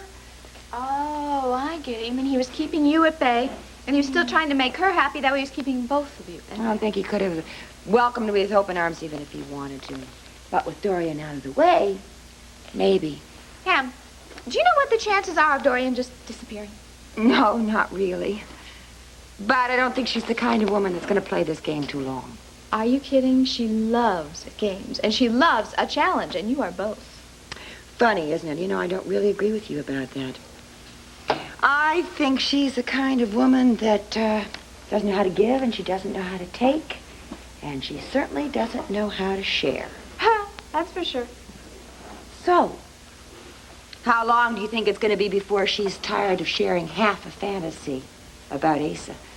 Look, he's just got too much money and too much power for her just to give up on him. But then you never know. I mean, Emma, where'd you go? I just had a thought. I suggest you take a moment and get your client under control. This court's patience is almost exhausted. Yes, Your Honor. Clint, no more outburst. Pete, listen. No, you listen to me, and you listen very carefully. Why can't you take a compliment? No, you made the perfect objection at the perfect time. Checkmate. It's not a game, Maggie. It's a man's life. I know, but it's still a game of win or lose. Not to me. Fine. Take the high road. That's what you want. But just keep that pressure on. Just get him to show that violent streak just a few more times. All right, let's get something straight. My job is to win a conviction. But there's no law says I have to break the man to do it. Oh, justice. Just remember that justice belongs to the winners, not the losers. So you will sit there and you will answer in short, simple sentences. Pete, I cannot sit here like a dummy while you let them win that point. It is too damn important. All right, Mr. O'Neill, are you ready to resume? One more moment, Your Honor. And I'm not the one that's helping him win this case. You are. Look, Pete, Dr. Polk told me and Vicky that he believes she was Vicky Buchanan. Am I just supposed to forget that? No, but you're forgetting something else here. Vicky is not on trial. You are. You can get 10 to 20 years if you lose this case. Forget about me for a minute. Forget about that damn case. Forget about this case. If we don't get Vicky out of that sanitarium, she can lose her life. Now, take me seriously, Pete. Stop it. I'd like to ask you to go back to that last session with Dr. Polk. Did you force your way out of his office? Of course not. He showed us to the door himself. And when you left, did you shake his hand? I did. I believe my wife even gave him a kiss on the cheek. Object. He's at it again. Then it's fair to say that you and your wife were in an upbeat mood when you left Dr. Marcus Polk's office. Is that correct? No, it was a lot more than upbeat. We felt like we were on top of the world. So it was in that state of happiness, even euphoria, that you left Dr. Polk, correct? That's correct. Thank you, Mr. Buchanan. Your witness, counsel. Now the rope is around his neck, and all you have to do is just kick that chair out from under him. Lest you forget, Maggie, we are lawyers, not executioners. Tell that to him. He's the one who executed Dr. Polk. Now, come on, don't let this friendship of yours jeopardize this case, Herb. Take those kid gloves off and nail him. All right, Mr. Callison, whenever you're ready. Yes, Your Honor.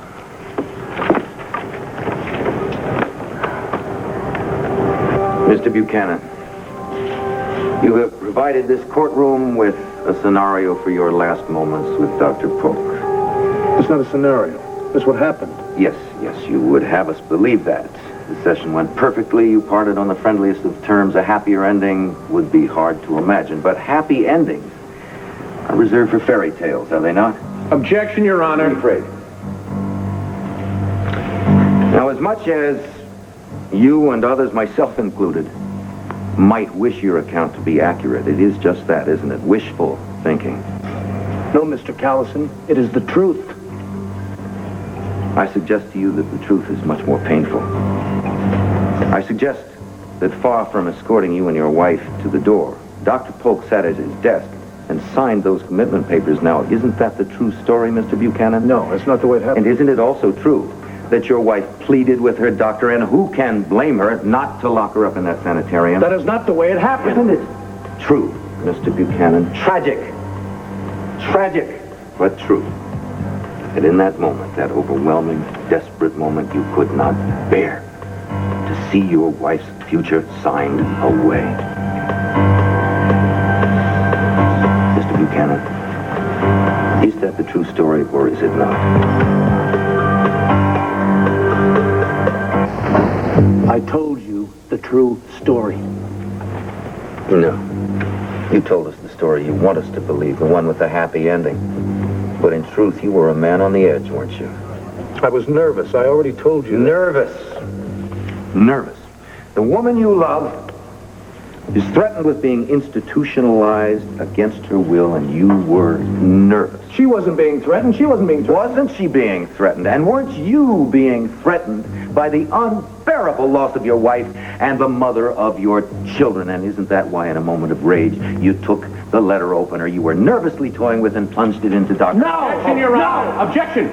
Counsel speaks of fairy tales. What is this scenario but a conglomeration of whats, ifs, and maybes? I am attempting, Your Honor, to illustrate that the defendant had opportunity, means, and motive. How? By badgering the witness? That is not my intention, and I hope the defendant knows it. Your objection is overruled, Mr. O'Neill. You may continue. Thank you. All right. Mr. Buchanan, for argument's sake, let us consider your version. Now, you say that someone else must have forced Dr. Polk to sign those commitment papers. That's right. Why would someone do such a thing? The only reason I can think of is to make it look like I had a reason to commit murder. But if that is the case, then that mystery murder must have been present during your session with Dr. Polk. Was anyone else in the room? Not that I saw. Oh, you mean there was somebody hiding in the room? That is the only explanation. I see. So you're asking the jury to believe that during your wife's final session with Dr. Polk, that someone else was hiding in his office overhearing every word. But look, I know that sounds hard. And as soon as you and your wife were gone, this same person came out of the office, forced Dr. Polk to sign the papers, and then killed him. That is no more illogical than... Then, after having done the deed, our mystery killer disappeared like a gremlin, leaving not one single trace or clue behind. Is that your alternative to my fairy tale? Don't let up, Herb. He's starting to crack. That must be the way it happened. Yes. If we are to accept the rest of your testimony. Now, I don't, maybe you have been bedeviled by gremlins for quite some time, Mr. Buchanan, maybe. At the Waterside Inn, for instance. Maybe it was a gremlin who tried to rape Tina Lord. Or maybe a little common sense tells us that it was you who tried to rape Tina Lord. No! Just as it was you who killed Dr. Martha Polk. No! The prosecution is deliberately harassing the witness. I move that this entire line of questioning be struck from the record. Well, I hardly think that's necessary, but I am instructing you to not provoke the witness. Your Honor, I will do my very best, but it is clear that the defendant in his current state of mind is easily provoked. Your Honor, really? Mr. O'Neill, I am merely pointing out that you yourself provoked him in his early testimony. Well, now that you two have had your little sparring session, could we continue? Yes, of course, Your Honor. Prosecution's Exhibit A. Thank you. Pardon. The murder weapon?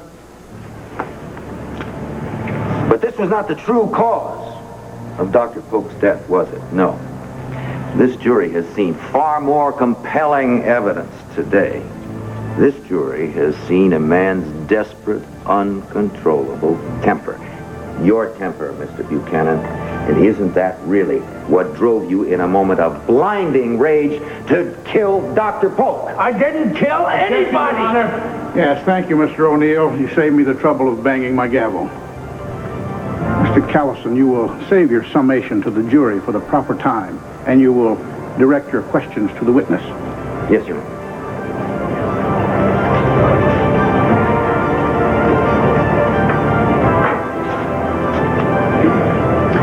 You love your wife very much, don't you?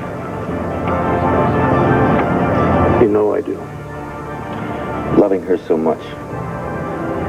Is there anything you wouldn't do to protect her if you knew her life were in danger? Your Honor, please. Keep your seat, Counselor. You're overruled. Answer the question, Mr. Buchanan. Is there anything you wouldn't do to save her life? I'm not a murderer.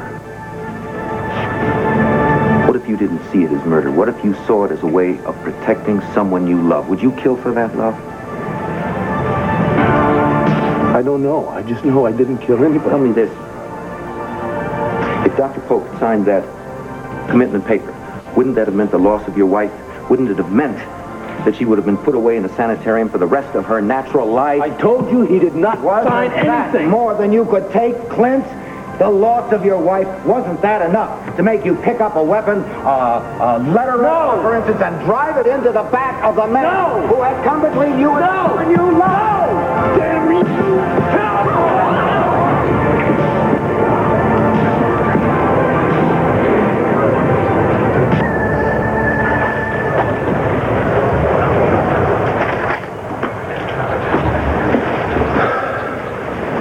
I blew it, didn't I?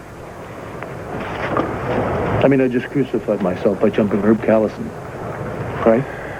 Well, let's put it this way. I'm rewriting my closing statement. Taking out all references to my not losing control of my temper? Something like that. Tell me, Pete, you're probably having second doubts about my innocence right now yourself, aren't you? No, I'm not. Not at all. I just hope I can convince the jury you're hot-headed enough to punch somebody out, but not stab somebody in the back. After what they just saw? Hey, come on, keep the faith. We don't need to send any doom and gloom vibes out there. Okay, fine. Okay, so I'm innocent, right? So the jury comes back and says I'm innocent. Or they think I'm innocent now. What happens if Herb's surprise witness comes in here and drives another nail in my coffin? Are you all right? Yeah, I'm fine. Recess time is almost over, Herb. You sure this witness is going to show? Yes. Maybe I better make a phone call. You know, Clint really sealed his fate when he jumped you. You should hobble around a bit and get the jury right in your pocket. Well, I can't say I like being attacked, but hell, I sure understand why I did it. You're not just going to forget it, are you? I don't know, Maggie. Let's wait and see what our surprise witness has to say. Excuse me. Pardon.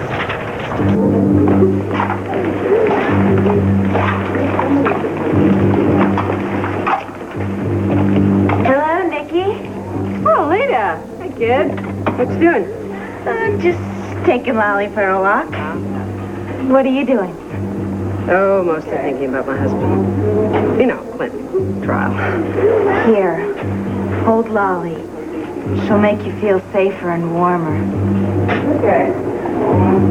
You know something, you're right. Lolly's a great comfort. Nikki, Hey, Ray, how you doing? mind if we talk alone? Yeah, sure. Lita, I guess it must be time for Lolly's nap, huh? Okay, you're right. She's had a very long day. Vicky, this is, Betty. Vicky, wait a minute, mister. You got the wrong number here. It's okay, you can drop the Nikki act. This is Betty DeSalvo. She's replacing Mrs. Germain. Replacing her what? Yeah, I had to take her off the case for her sake. She's been working on a year-long drug investigation, and if she's there to make the call, or she could make it through detective. Don't worry, Mrs. Buchanan. I intend to stay so close to you. Nothing will happen. And if you don't see me, don't worry, I'll be there. Yeah, Betty's an excellent undercover, believe me. Now, Betty, if you'll excuse us, I have something personal to tell Vicky. Sure. See you later. Yeah. There's no easy way to tell you this, hon, so brace yourself. When I just left the courtroom, it was in pandemonium. Herb goaded Clint on the witness stand till Clint got up and then tried to slug her. Oh, Rafe. Oh, Rafe, there's no way that the jury's going to overlook Clint's violent streak now. Exactly. We're going to have to do something absolutely drastic to help him. Oh, dear. Oh. Oh, dear. Yes, well, thank you very much for calling. I appreciate it. Dorian, are you in here? Yes, in the living room, Asa. My goodness, what are you doing back here? Ask your damn ex-husband subpoena me to testify against my own son. Your man can't go down and spread in Texas with his grandchildren about the lowlifes finding them. Don't tell me Kevin and Joey know about the trial. Well, the good Lord, no. They're not aware of any of this. We figure the prosecution must be having a tougher time than we thought if they need Asa. Obviously, he's going to be a hostile witness. Well, I'm going to tell you something, Woody. I'm not going to make that case, that's for sure. I don't think they're going to need you just now anyway. It seems as though Clint sort of wanted to, well, he got upset on the witness stand. He decided to try and rearrange my ex-husband's face. Did they have to drag him out of the courtroom? No, Herb talked the judge into letting Clint stay, but unfortunately the damage had already been done in the eyes of the jury. Lisa! At least after you testify, Asa, they'll understand where Clint's temper came from. Indeed, and... What? Yes, I'm on my way, and Counselor, you're going to be very sorry for this invitation. Herb Callison minus an eardrum? I'm overdue at court. Now, after I dismantle that courtroom, I'm going to do the same thing to Tina's face. Hey, come on, that kind of threat's not going to help your son. Cool off, chill out. Dorian, what do we do to help save this family from itself? Frankly, Woody, I'm sick of trying. What you're doing right now is drastic enough. I know, but... why don't we talk in my room, huh?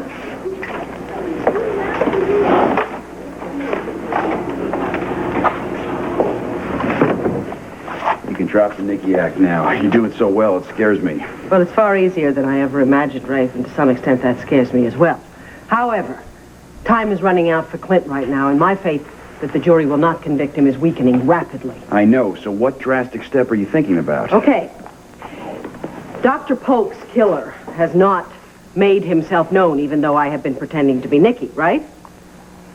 So, how about if I set a trap and try and lure the killer out? How? I could sit in this room and I could play that song, I'll Be Seeing You, over and over again. Oh, like no way. Look, if this maniac gets off on killing people and playing that song, you have no idea what you might trigger. Maybe a kind of rage that Officer DeSalvo or you can't possibly control. I'm sorry, Vicky. It is too dangerous. I don't agree with you, Rafe.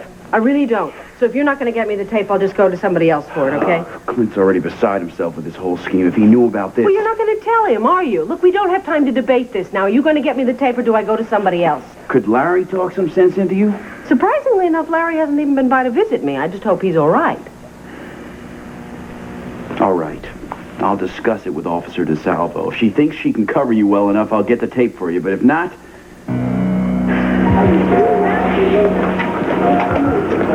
Hi there. Oh, hello, Tracy. Hey, tell me, do you think that Nicole Smith is having an affair with this cute detective that's always here? Could be. I don't really know. Well, I don't know. For the amount of time he's here, he's got to be doing a lot more than police work. I mean, every time I try to get in her room, he's there. Probably just has to do with the murder trial.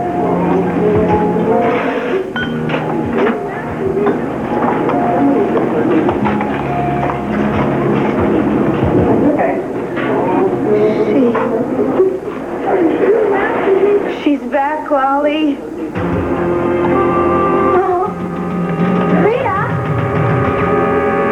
Franklin, perhaps our watches are set differently, but I believe the time you given the prosecution has lapsed. Indeed. Here he is now. Oh. Your Honor, the prosecution wishes to call Mr. Asa Buchanan. Paul, Callison subpoenaed me. Judge, I'd like a word in private with you. I'm afraid not now, sir. Bailiff, would you swear in the witness, please? Forget it. Your Honor, understandably, Mr. Buchanan is a hostile witness. I don't care how many contempt charges you put against me. I will not testify against my son, an innocent son. Ah, it doesn't matter. Just tell the truth. What you got to say isn't going to save me or hang me. Just tell him. Would you step to the bench, Mr. Buchanan? You can't make me testify. Are you deaf, sir? Or do you not understand plain English? To the bench!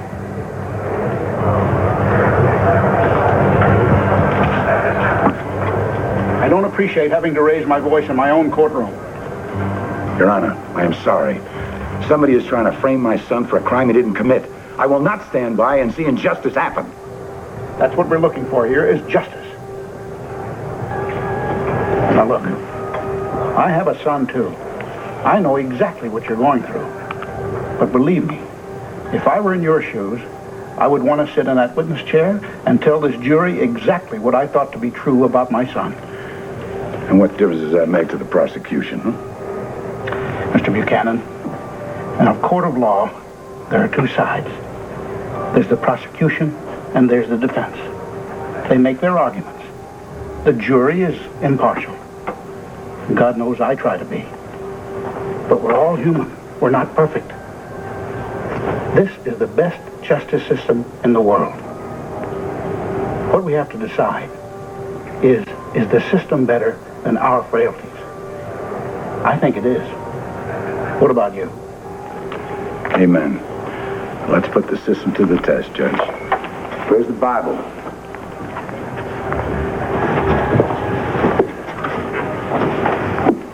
State your name. Asa Jeb Stewart Buchanan.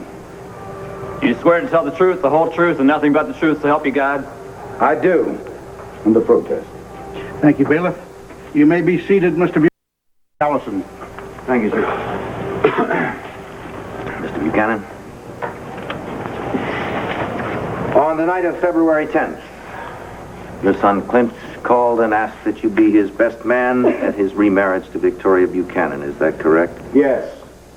At that time, did you believe she was Vicky, or did you think she was her secondary personality? Objection, Your Honor. I don't see what this man's opinion has to do with in a murder trial. Yeah, I am again establishing the defendant's motive and state of mind, Your Honor. Overruled.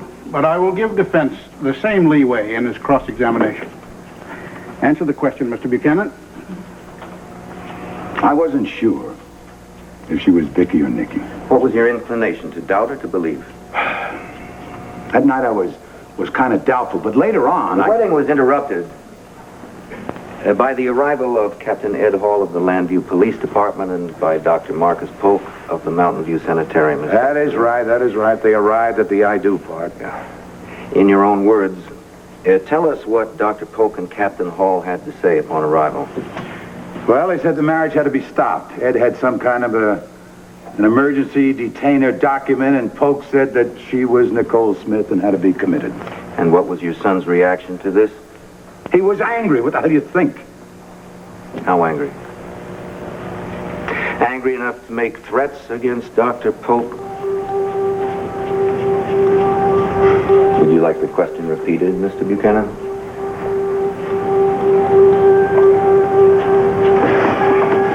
He made threats, yes, to protect Vicky.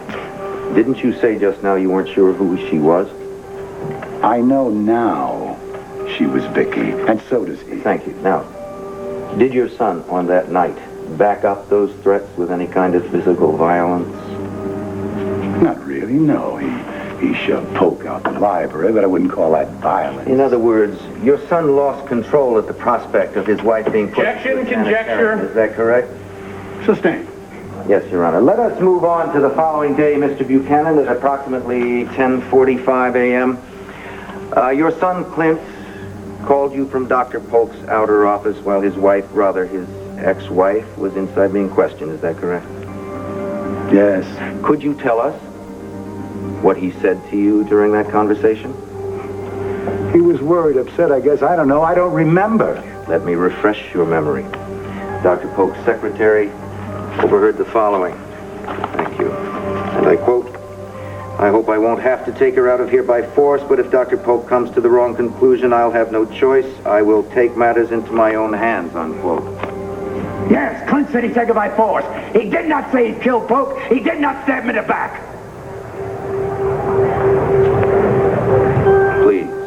do not elaborate. I answered your question. What the hell else do you want to know?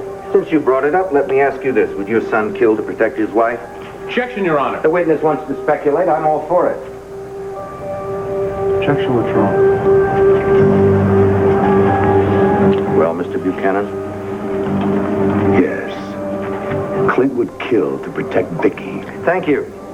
He would not stab a man in the back. Order. He would not commit murder like some coward for any reason. There will be order in this courtroom, or I'll have it cleared. Your witness, Counselor. I think this witness was a mistake, Neil.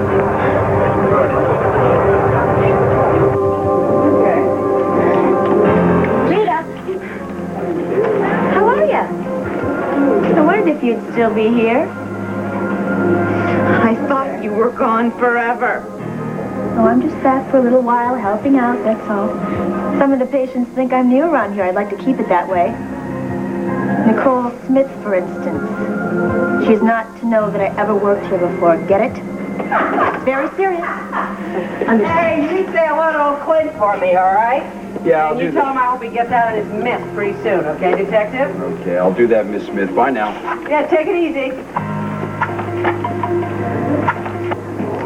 Hey, Lita. What's up, kid? Want to come in and listen to some music, huh? Okay, maybe later.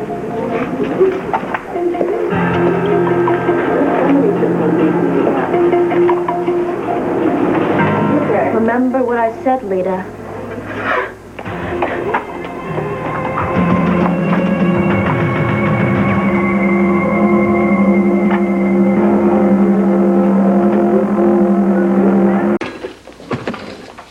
Excuse me, where is Graham Walker? I have no idea, Miss Lord. But we're going on the air soon. Why, Tina, what are you doing in my television station?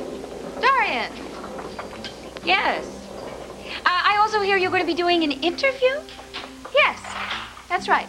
Graham Walker is going to interview me, and I'm going to get a chance to set the record straight. Oh, I'm so sorry to tell you this, but Graham Walker's been taken ill. You aren't serious. Oh. 5 minutes on air. Well, who's going to interview me? Don't worry. You're going to get your moment on the air to set the record straight. In fact, 30 minutes of moments. On TV, with me.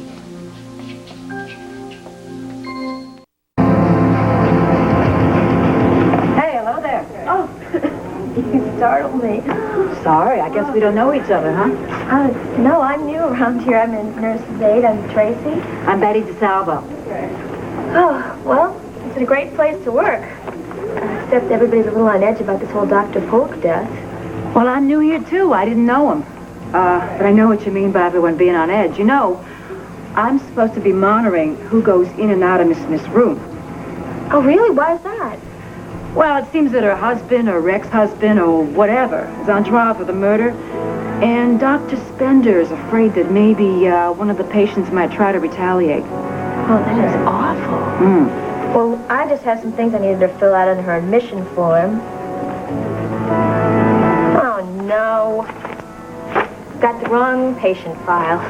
Guess I'll be back later to see her. 10-1, Betty DeSalvo is a cop, not a matron. Vicki Buchanan's suicide is going to be harder to arrange than I thought.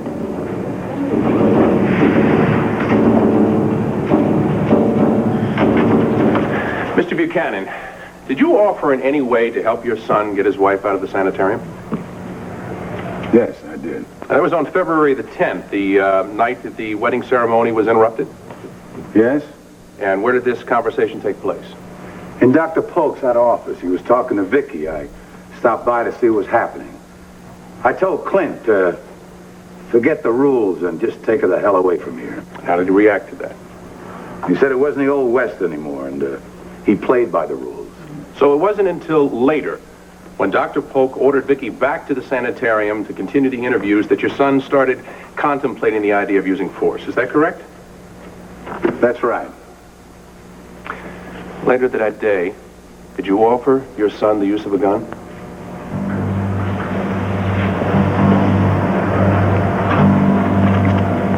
Would you please answer the question, Mr. Buchanan?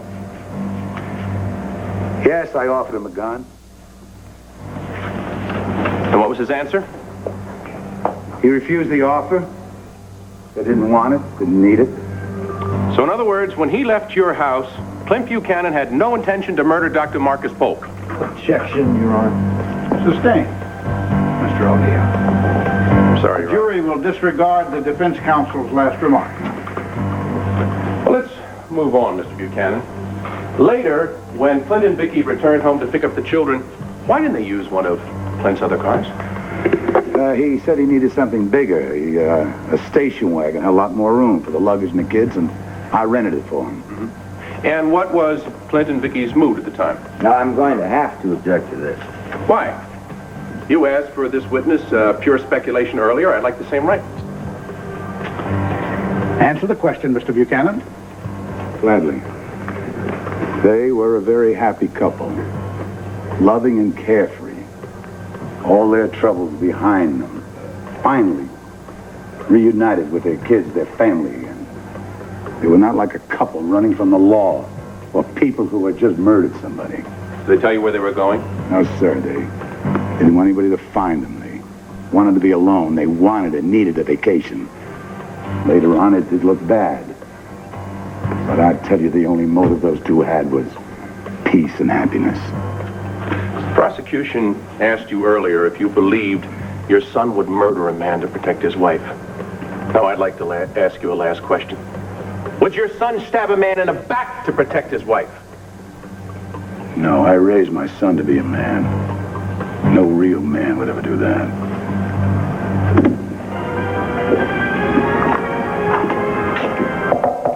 Yeah. Lita, hi, I was a little concerned about you before. I have something very important to tell you, and it's very scary.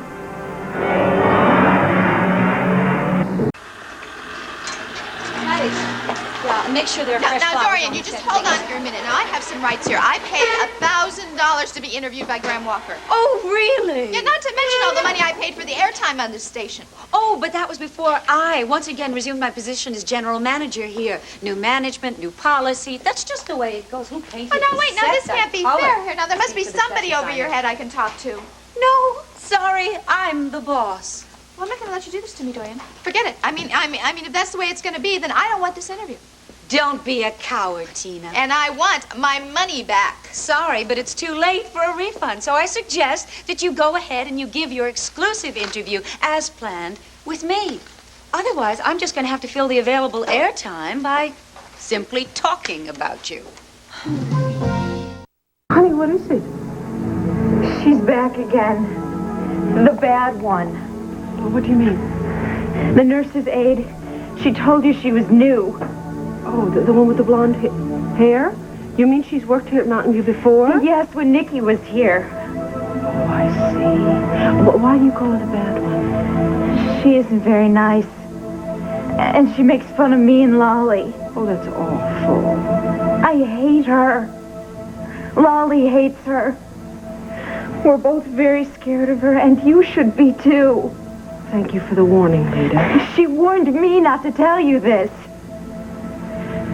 If you don't see me around very much anymore, please understand, Vicky, it's because of her. You poor darling. Thank you very, very much, Lita. You may have done a lot more than just warn me. Thank you. Let me just make sure the coast is clear, okay?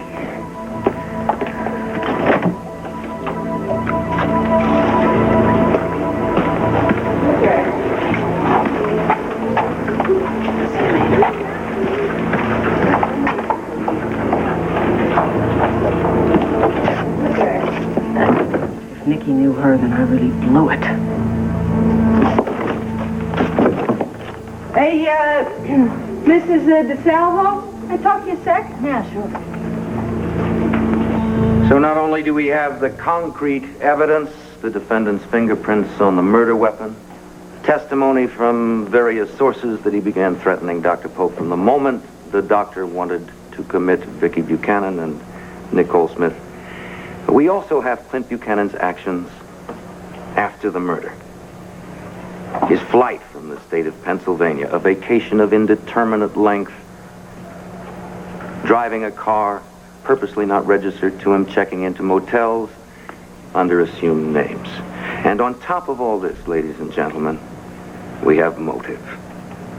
A man's love for a woman taken from him by a series of crises which led to emotional instability.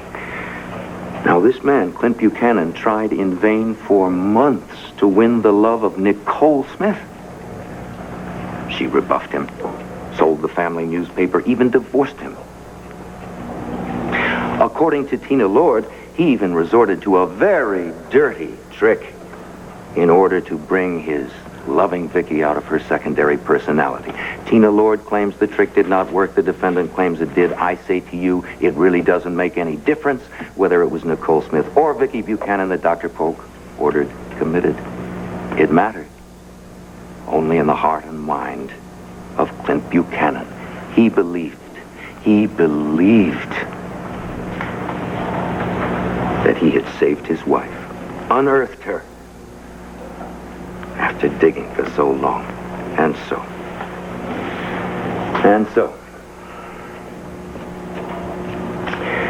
When Dr. Polk told this devoted, loving man that he was wrong, that his life could not and would not ever return to the happy times before the illness, he went berserk.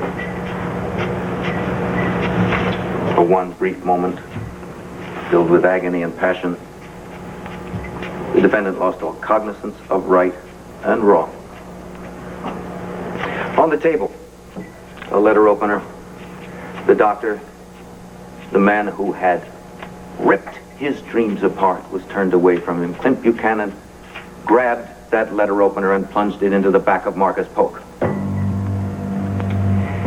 Ladies and gentlemen, this is not just a chilling scenario. There is no room for reasonable doubt. Despite his standing in this community, his devotion to his children, Kevin and Joey, despite the belief of those close to him that he is incapable of such actions, I deeply regret to say that the only conclusion which can be drawn is that Clint Buchanan not only was capable, but actually followed through on his impulse to save the woman he loved from a sanitarium. Therefore, the state asks that you find the defendant, Clint Buchanan, guilty in the 3rd degree of the murder of Dr. Marcus Polk. Thank you.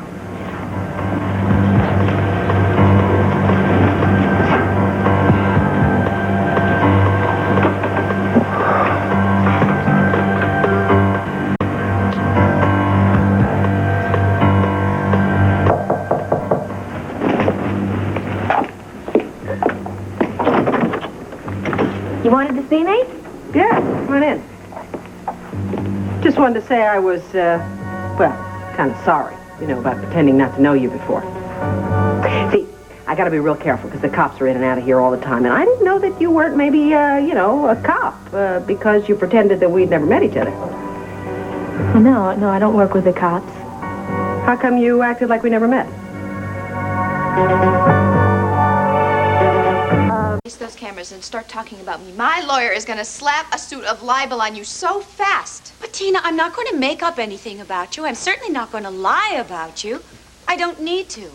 All I have to do is recite the events of the last 3 months. Documented events.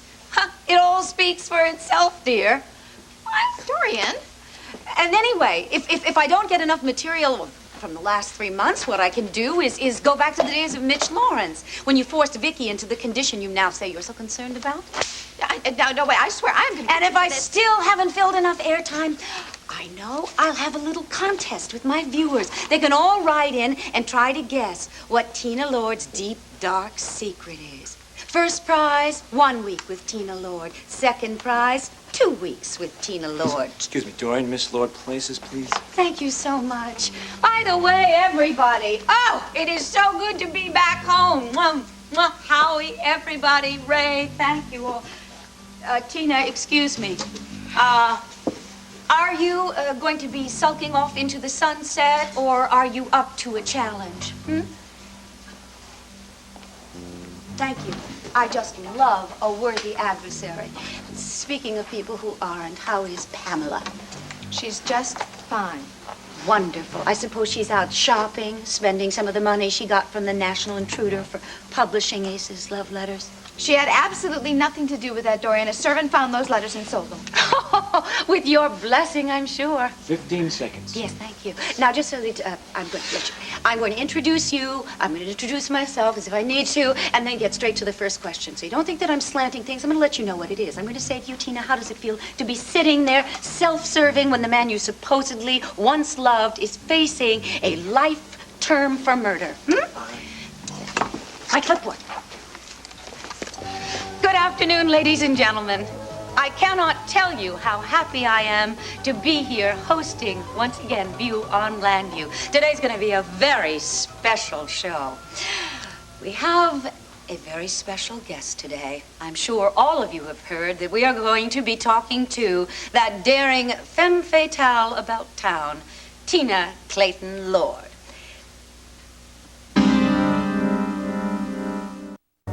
I wasn't sure if you were Vicky Buchanan or Nicole Smith. And so I decided since you didn't know me, you were probably Vicky. Oh, yeah, well, you know, the cops keep wondering that, too. Which one of me was there when old Pokey got killed? You know something? They were wrong. It was really Vicky that the good doctor was going to commit. I mean, I'm sorry he died and all that, but, you know, at least it brought me back, and I'm back for good. Oh, well, that's good. It's good to have you back. Except it's going to be pretty hard for you to get out of here now, isn't it? I can handle it, don't worry. Lunchtime. Oh, great, I'm ready. Well, we'll be seeing you. Talk to you. Yeah, listen, I'm glad we straightened it out, you know? Okay. Well? I don't know if she's telling the truth or not. I mean, she's very frightening to Lita, but I don't know if she's a killer. Oh, by the way, here's a tape that Detective Gerritsen dropped off. Okay, thank you. I'm telling you, if I'll be seeing you doesn't draw out this killer, then maybe this whole theory is dead wrong. Oh, Clint, I'm trying.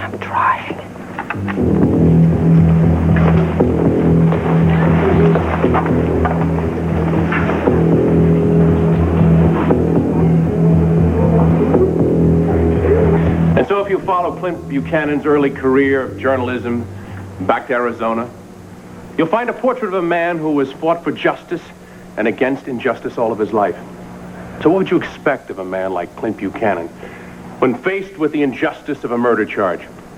Would you expect him to sit by calmly in this courtroom while the prosecution heaped upon his back the charges of murder, all circumstantial, I might add, bit by bit upon his back? Or would you expect Clint Buchanan to react with the same gut anger and moral outrage that he's always used in behalf of other people? I believe that any one of us might have gone after the prosecutor under the same circumstances. And I believe that if you search your heart, ladies and gentlemen, you will find that any one of you, myself included, would have threatened to use force when faced with the possibility that the psychiatrist might find our beloved lost to a second personality. Think about it. I know how I would react. The prosecution is correct when it describes Clint Buchanan's his anger and his passion when he found out that no one would believe that Vicky Buchanan had returned. But he is absolutely wrong when he said that it drove Clint Buchanan to this act of passion, of cowardice.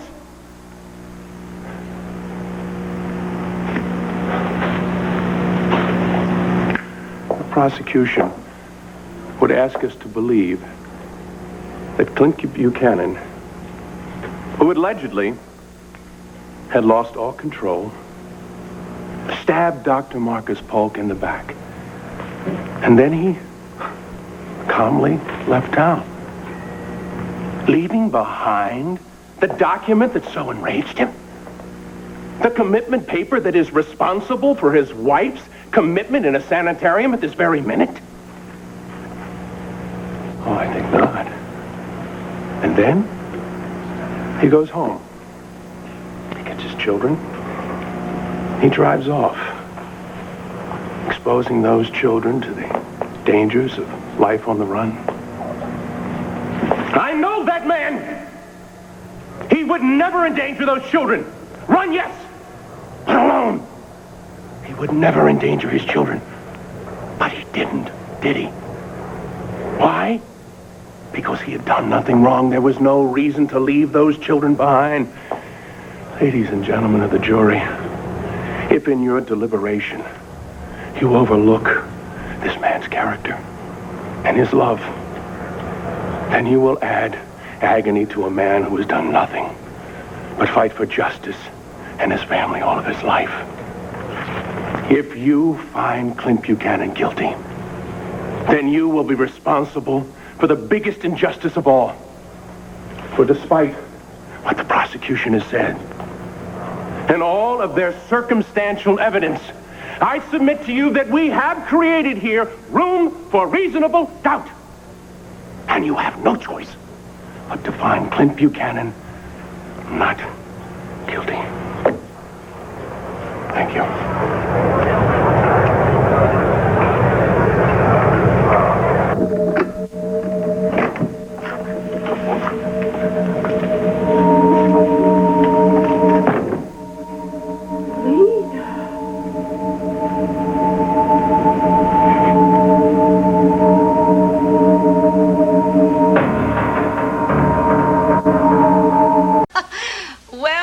Well, it seems as though our guest didn't want to be interviewed after all. And I can't imagine why.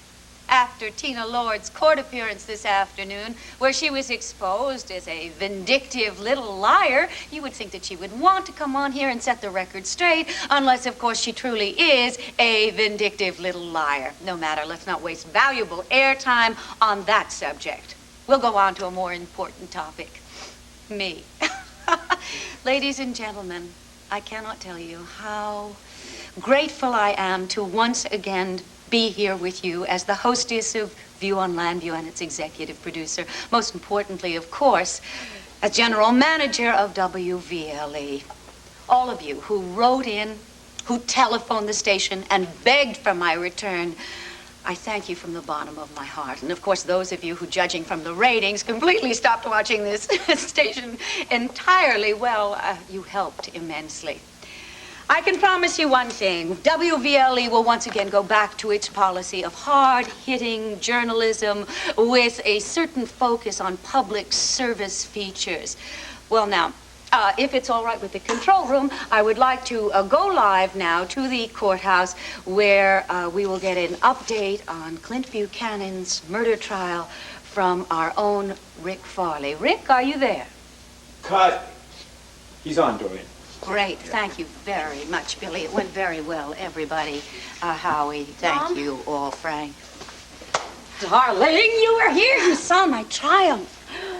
Oh, sweetie, how did you hear about it? I called Aces and Woody told me that you were here.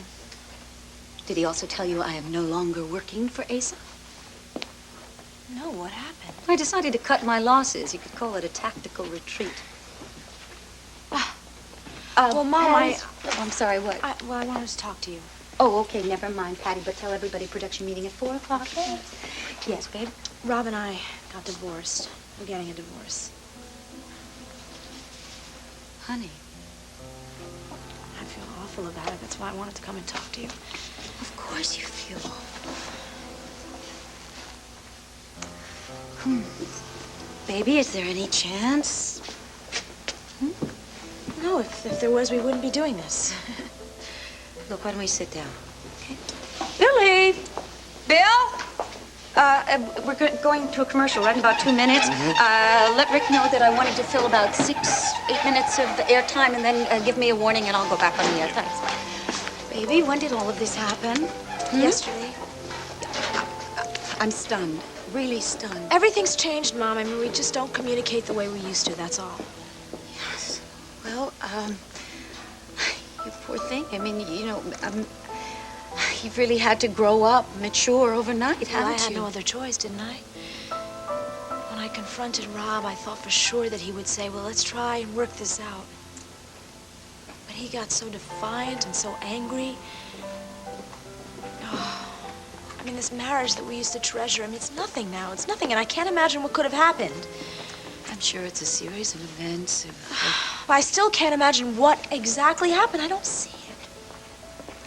Honey, maybe it's not over for certain. Maybe the reality of a divorce will I mean, I'm shake the him only up. person that he really has, you know. Since his mother died and his father might as well be dead. Who else is going to be there for him? Listen to me. It's okay. You can let down. It's all right for you to be heartbroken if you want, but eventually you're going to have to stop worrying about Rob and start thinking about yourself. Now then, have you talked to Herb? Is he going to handle the divorce for you? No, I got another lawyer. Somebody who's neutral. And, I haven't told Dad about it yet. I know he'll try to talk me out of it, but everything's already in motion.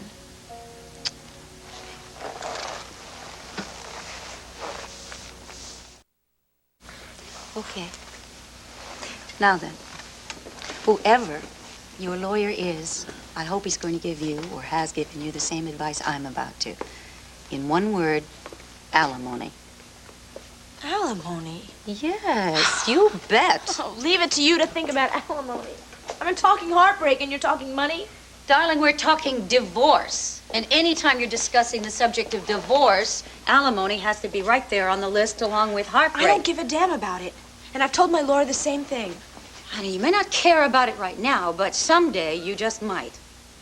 I don't think I'll ever care about it. Rob doesn't have any money in the first place. I'm the one with the $3 million trust fund. Remember that? Maybe he'll sue me for alimony. Excuse me, but when Laurel's will is probated, Rob will probably inherit the Vernon Inn, dear. He's no longer going to be a penniless little ambulance attendant. He's going to be quite wealthy. Well, good for him. I don't want any of Laurel's wealth, okay? Cassie, please. At least, darling, please. Don't waive your rights in this. Ask for $1 in alimony. What's that supposed to do? Well, that covers your options. That way, someday, if you do need the money, you can go back and ask for more. Thanks for the first part of the talk, Mom. I'll see you later. Believe me, someday you're going to thank me for that second part. Oh, youth. Another Miss Lord. Am I wearing a name tag? There's only one woman in Landview as beautiful and sexy as you. Well, my, what a clever answer. That's not clever at all. And I just can't believe my luck you're coming into the press box during my duty. May I buy you another drink? Maybe. Although I don't think I'm going to be here much longer. You see, I'm waiting for my lawyer. We were going to discuss one of the many charitable donations I've made. But between you and me, I'm getting a little itchy to go shopping and do a little charitable donation to my own closet. Well, if you run out of things to spend money on, there's always my acting career. That's a constantly needing organization. Ah, and is that why you said I was the sexiest and most beautiful woman in Landview? Not at all. That's just fact. Excuse me. Well, it's about time. I was beginning to think you left the country with all my money. Listen, honey, could you please get him a martini, and I'll have another soda. Whatever you wish. Thank you. Flirting with the help on my back is turned, huh? Oh, please. Unemployed actors are hardly on my list of eligible men. Now, where have you been? At the bank. Transferring more of the Lord money into your Swiss account. That is, just in case things go a little sour for you. And by the way, what happened with your interview? I turned on the set right after you were scheduled to go on. Well, I walked out. It seems Dorian was going to be the interviewer, so I decided not to be the interviewee. Good judgment. Well, tell me something good. What can I buy today, huh? I feel like a new sports car. Is it in the budget? If you really have to. Oh, come on, Steve. I'm so depressed. I mean, I know what's going to cheer me up, and that's to spend a little money. I spend a lot of money. Look, whatever happens to Clint and Vicky, you're still going to wind up a very wealthy lady because of the deposits I've made. And don't feel as though you have to go grabbing at everything so quickly. I don't. I just want a new sports car, and I want it Italian, and I want it fire engine red. Optional siren? Any news about Clint? Nothing that I've heard about. Why? Is that why you're depressed? Well, among other things. Here you go. Oh, never mind, because I think I'm going to run out and buy myself a brand new sports car. All right.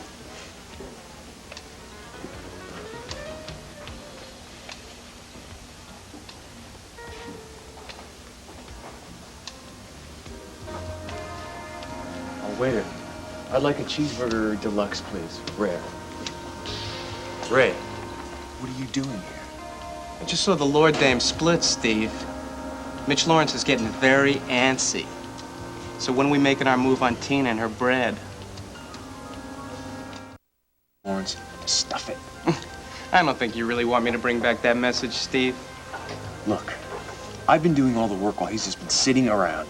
Man, he's underestimated his ex-girlfriend's IQ. Yeah, but he doesn't consider her his ex. So I hope you're not after anything more than just the money. Just tell Mitch to be a little patient. Why? What for? So you can keep all the money for yourself? What did you say? You heard me. You're embezzling it, aren't you, Steve boy? Yeah, you're planning on taking all this money, keeping it, maybe splitting from the country, huh? Yeah, all while Mitch can't get wise to it. Yeah, right. You're crazy, man. Yeah, and you're scared, man, because this is a big sting. Get lost. Come on, man, I can help you. Just cut me into all the action, right? And then you and me, we can both retire to Rio. But you cut me out. And I'm gonna tell Mitch all about your little scam. Think about it. But don't take too long.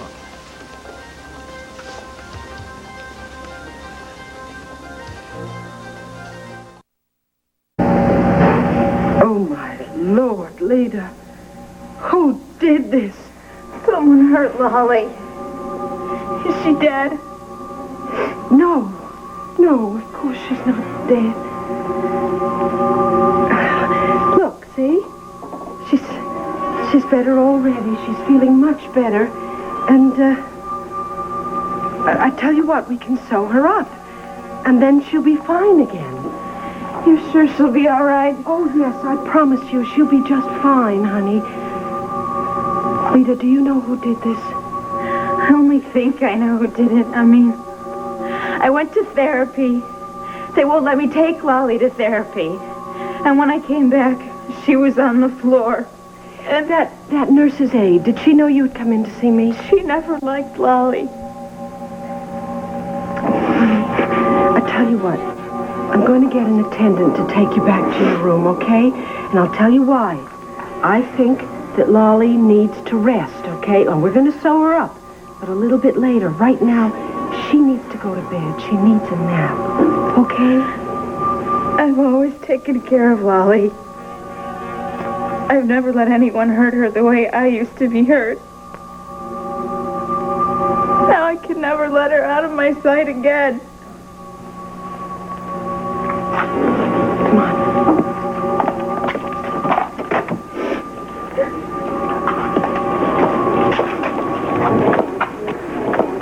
Oh, listen, come here. Would you take Leda back to her room, okay? And you get her doctor for her, okay? It's an emergency. Trust me on that. Sure, I'd be glad to. Come on. I'll see you in a little while, kid, okay? You take it easy.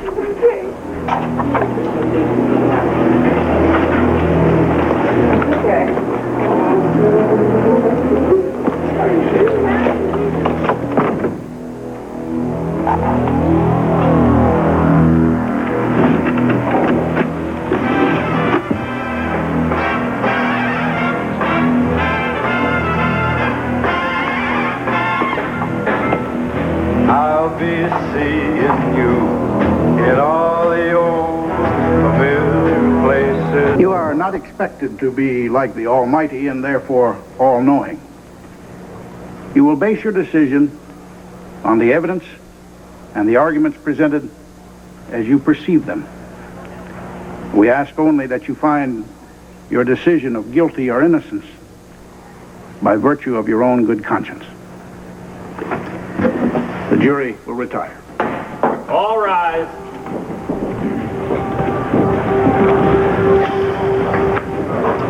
Well, Counselor? It's the hands of God now, Clint. Don't you mean God and the jury? I guess I'm hoping the jury will be influenced by God's grace. Any bets on how long before they bring in the guilty verdict? I wouldn't be too sure about that verdict, Maggie. Well, then you have no faith in your brilliant prosecution, Mr. D.A. You know, maybe I should have refused to testify. No, absolutely not. You really helped. I believe that. Now, Paul, what you said didn't hurt me, even if it didn't help me. And if they find me guilty, it's not your fault. Well, old Pete here gave him a lot to think about. Yeah. Better hire John, boy. Just wish I knew if I deserved that compliment or not. I wish I knew what the hell was happening with my wife. All day through in that small cafe, the park across the way, the children's carousel, the chestnut trees, the wishing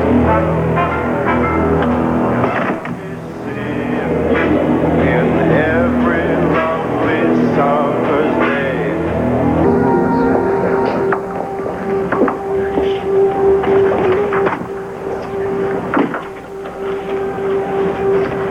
How about a late lunch, Herb? I'm not hungry, thanks. I'm exhilarated. Aren't you? Closer to depression, I'm afraid. I'm going to call the office, check in.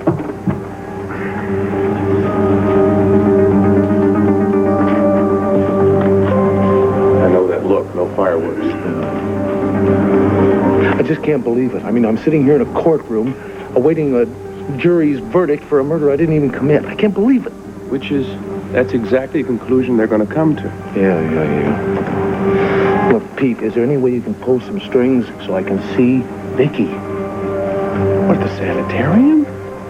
No, there's no way they're going to allow that. Why? They can send 20 cops with me. I have to see her. That's not the point. You've been denied bail. There's no way the judge is going to go for that. Well, will you ask him? Will you plead, demand, order, beg, anything? I have to see her. Fine, I'll try.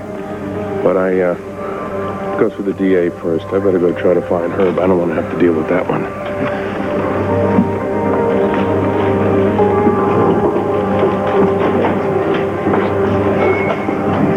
Clint. Oh, Rafe, have you seen Vicky? Yeah, she's okay. Don't worry. Don't worry, Rafe. This is a matter of life and death. I have to see my wife.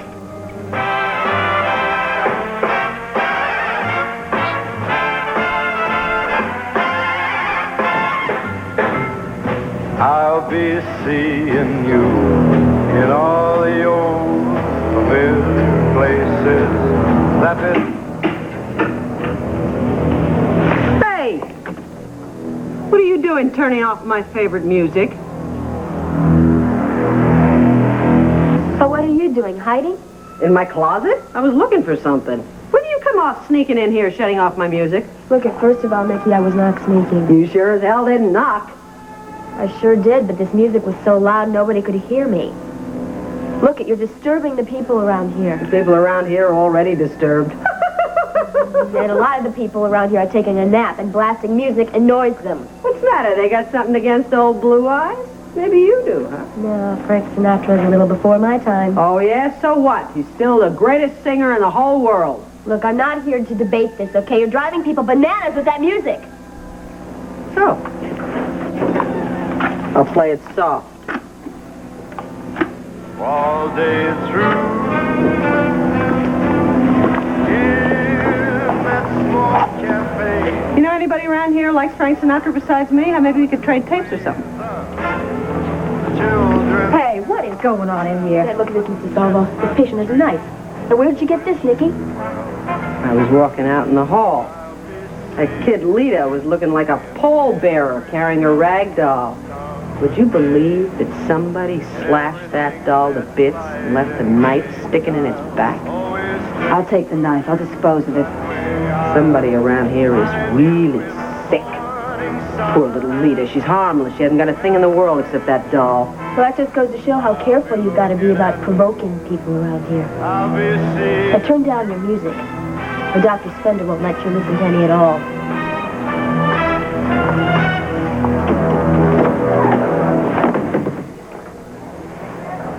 Mrs. DeSalvo is a watchdog.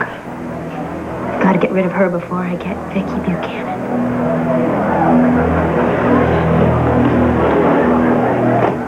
I don't know, Mrs. DeSalvo. I mean, it's the same. She gave me no proof that she's a killer, but I know that song unnerved her enormously. I don't know. I'm going to do some checking on her. What's her name again?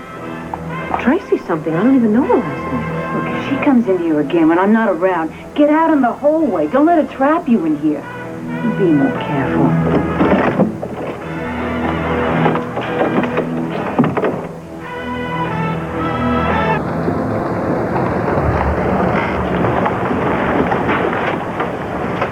Well, how do you think the summations went? Did Pete get through to the jury? Who the hell knows?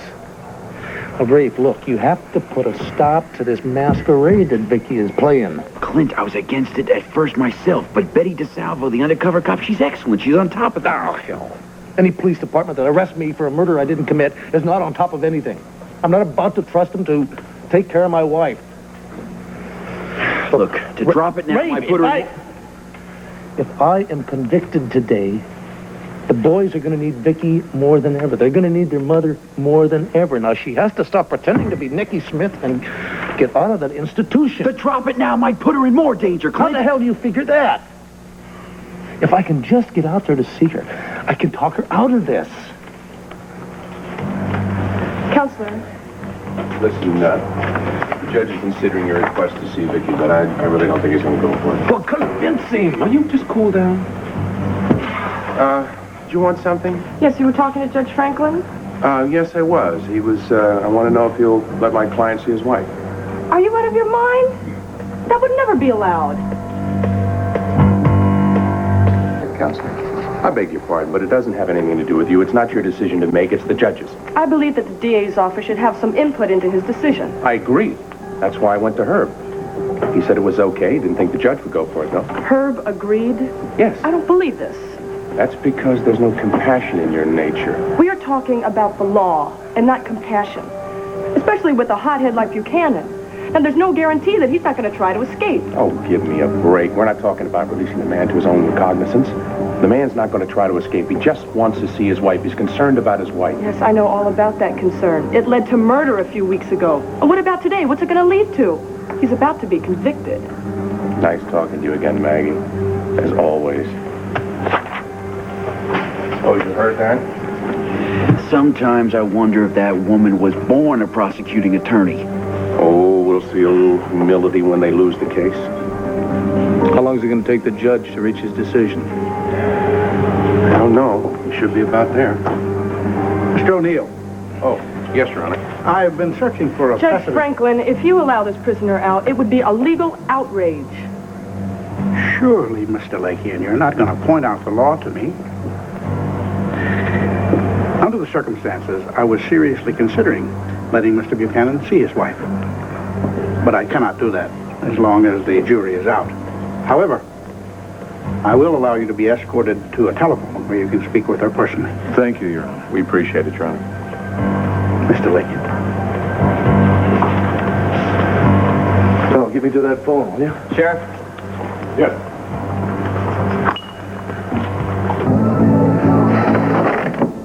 Did you find out anything about that nurse's aide? Wait, I was trying to inquire, and they gave me a phone to give you. You got a call from your husband. My husband? Oh, my God, that must mean he's innocent. Thank you. Hello, darling. Are you there? Clint, Vicky? Yeah. Oh, sweetheart. Darling, how are you? Well, I don't know just how to answer that. Has the verdict come through? No, not yet. However, Pete says that the longer they take, the better my chances are. Are you there? Yes, I'm here. I'm just a little disappointed. I was so hoping when you called that you would be free. Well, I was hoping to get permission to come see you, but apparently that would take an act of Congress. At least they let me use the telephone. How are you? I'm miserable. I'm missing you so much and the children so much. Other than that, I guess I'm fine. Sweetheart, I want you to listen to me a minute. Mm-hmm. I know what you're doing, and I know why you're doing it. You're doing it for me, but as soon as you hang up the telephone, just the moment you hang up the telephone, I want you to stop pretending to be Nicky Smith and stop trying to find the killer. Now, will you do that for me, please? don't ask me that. I'm not just asking you, honey. I am begging you. I don't know how to convince you that I know what I'm doing. And I know that you are in danger. Yes, I am in danger. I am in danger of living my entire life without you. Our children are in danger of losing their father to prison. Vicky, honey, your very life is in danger. Now, look, I want you to think of Kevin Joey as nothing else. Sweetheart, I'm being very careful, and I have police protection. Damn it, Vicky! I'm sorry, honey. I swore I wouldn't lose my... It's all right. I understand the pressure you're under. The pressure I'm under is just being compounded by you using yourself as bait for some killer. Oh, honey. Now, look, Vicky, if I, by some chance, am convicted... No. That means that Kevin and Joy are going to be without a father and a mother unless you get released from that sanitarium. Now, you started pretending to be Nikki, and apparently you have been very successful at it. Yes, I've been very successful. All right, then just turn it around and go the other way. What? Now, go the other way. I want you to tell Dr. Spender that you have reverted to being Vicky and convince her to let you go so you can get back to the kids. Sweetheart, I am so close to finding out who the killer is if I don't know it already. Who? I can't tell you until I'm absolutely sure, but I know if I can do this for another day or two, I will have the answer. Vicky! Honey, what if the killer figures out what the hell you are doing and gets to you before you get the evidence? Now, please don't make me worry more than I already am. You're trying to win this argument through guilt, I'll win this argument any way I can to keep you from ending up dead. I'm sorry, darling. No, I won't do it. It's just like the long, hard Nicky days when everybody told you to give up. Well, you love me too much to stop. I love you too much to quit now. I'm sorry. How in the hell did people as stubborn as we are even end up together? It wasn't easy, as I recall. But I am determined that this separation is going to be temporary. You can't promise that, which is why I'm still begging you. I can promise it. Not only that, I can guarantee it. We are going to be together until we are very old and very, very gray and have no teeth. Yeah. I used to believe that fairy tale, too. I'm not so sure about that anymore. Well, then, darling, you leave the faith to me because you've done enough. Look, will you just do this? Will you just stop pulling any more maneuvers until the jury comes in with a verdict? I mean, if they find me innocent, then it doesn't matter so much. I mean, it matters, but... It's all right, honey. It's all right. I understand. Yes, okay. I promise I will sit quiet, peaceful here in my room, tucked away until I hear the news, all right? Yeah. I want you to remember how much I cherish you and how very much I'm praying for you. I love you and cherish you too, honey. I'll be out to visit you just as soon as the jury comes in and declares me a free man. I'll be waiting for you, my love. Bye. Bye.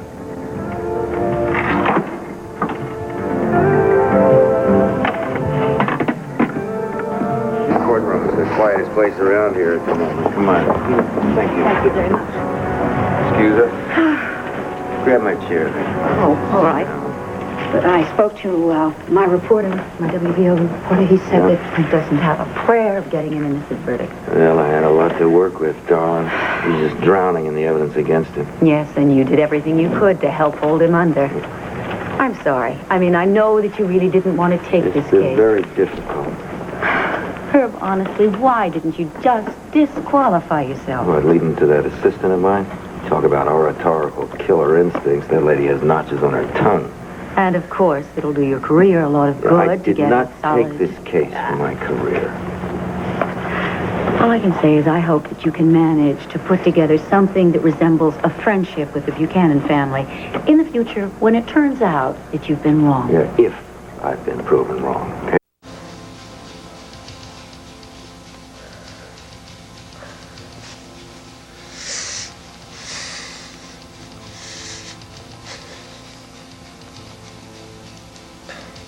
Larry! Larry! Help me!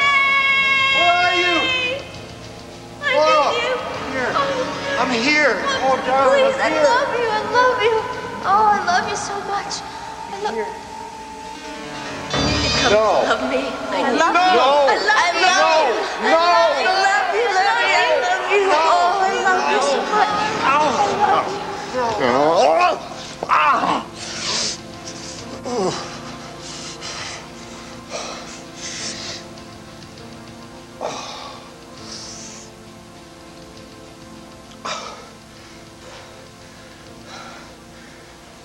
get out of here.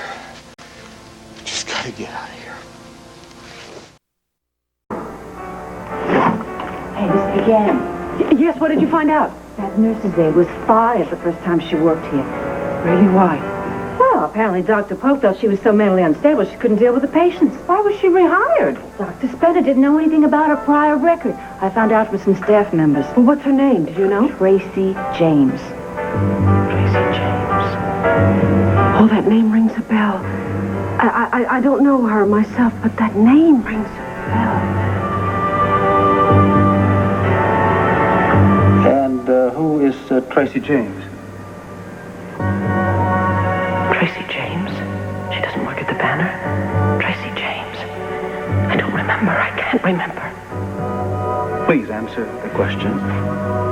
I'm trying to, but Dr. Polk, I think you have to understand that, you see, I was Nikki for a very long time, and I think that some of the people that I knew may just have slipped my mind. Then you don't remember? No, I'm sorry, but for the life of me, I can't remember anyone by the name of Tracy James, no. Tracy James. Did you remember? Yes.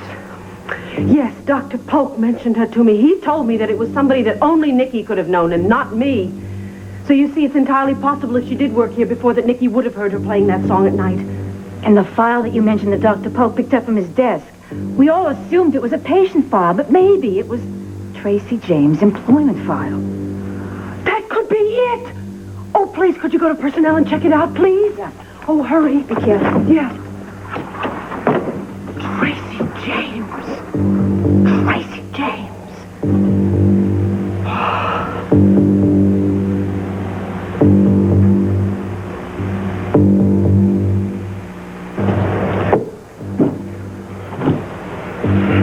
Be seated. None of the jury will look me in the eyes, Pete. Doesn't mean anything.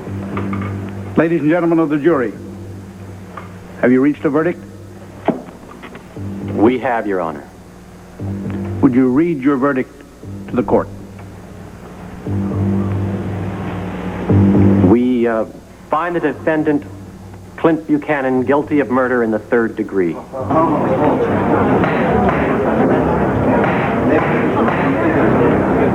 Judge, Your Honor. Yes, Mr. O'Neill. I request that you poll the jurors individually. Very well. Starting with the foreman, each of you will stand in turn and give us your own personal verdict.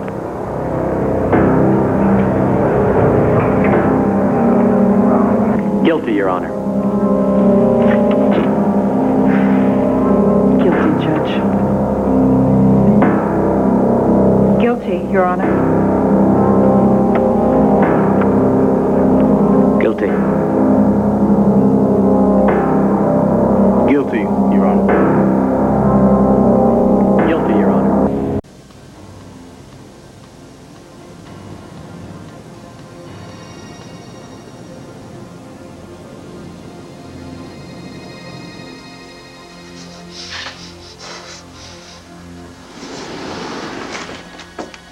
Sorry you missed lunch, Larry.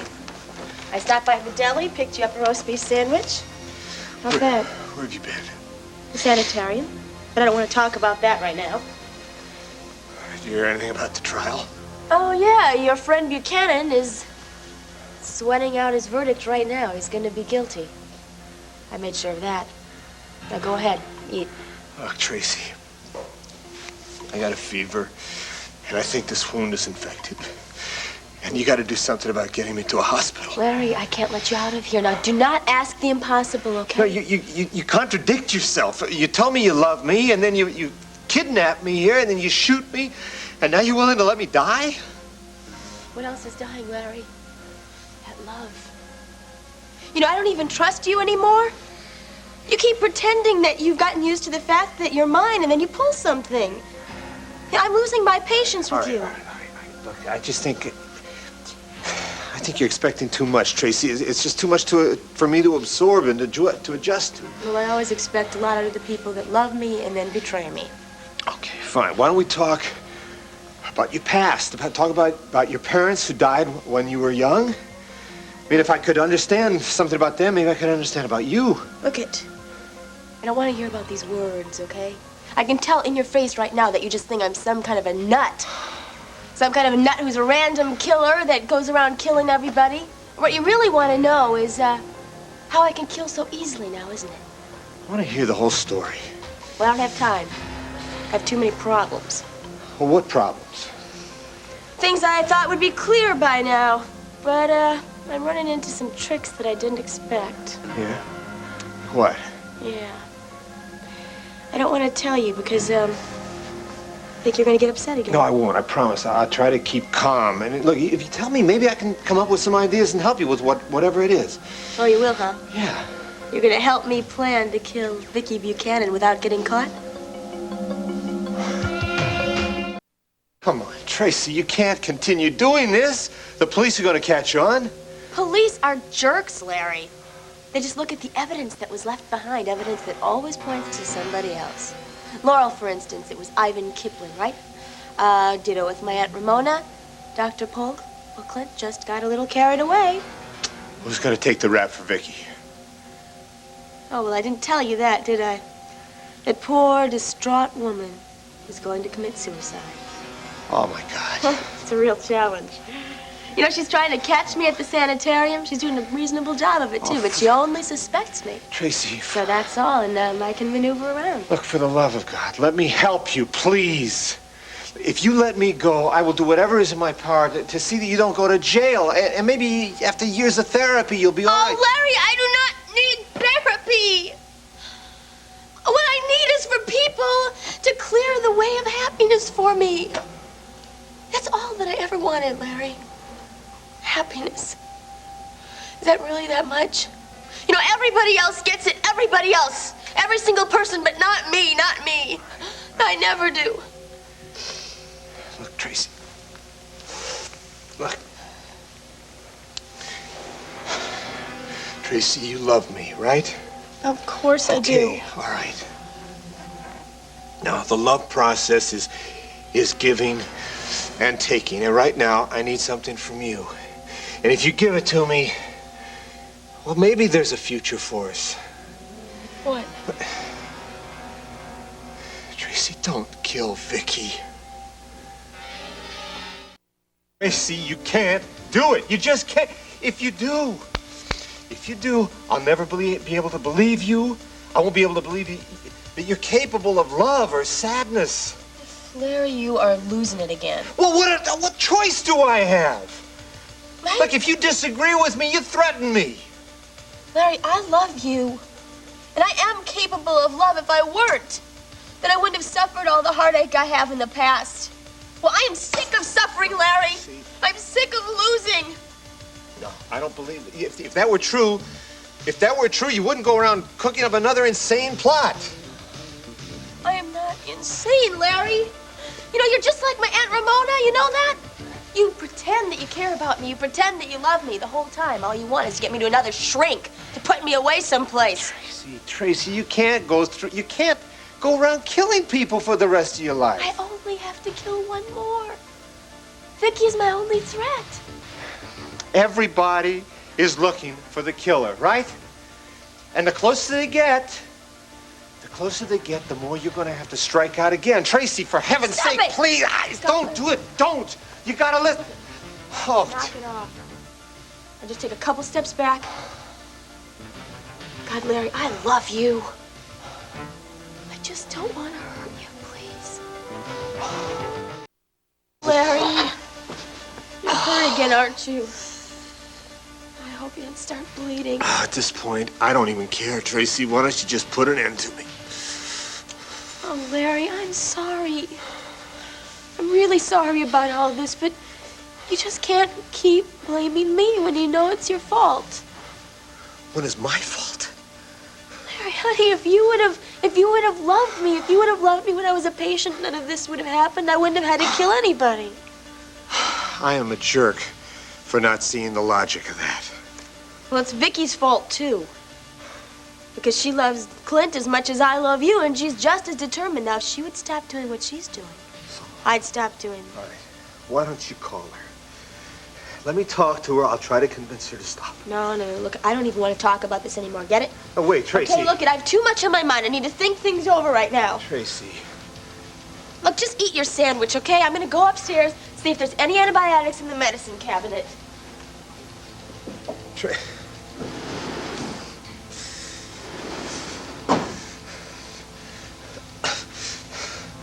gotta get out of here. I gotta help Vicky. I gotta help Vicky.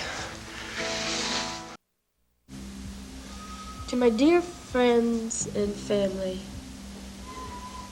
I know all of you will be shocked by my actions, but I simply cannot live knowing my husband, Clint, will never share my life again. Nor is there any hope the doctors here in the sanitarium will ever understand I'm not a sick woman. So all in all, it's better for my children to be raised in, no, she would say reared in an environment of security. Hopefully my father-in-law, Asa Buchanan, will see this. Asa, please tell Kevin and Joey how much I love them. And Clint, we will meet in heaven one day in the future. Well, that's pretty good. Now all I've got to do is get this down in Vicky's handwriting.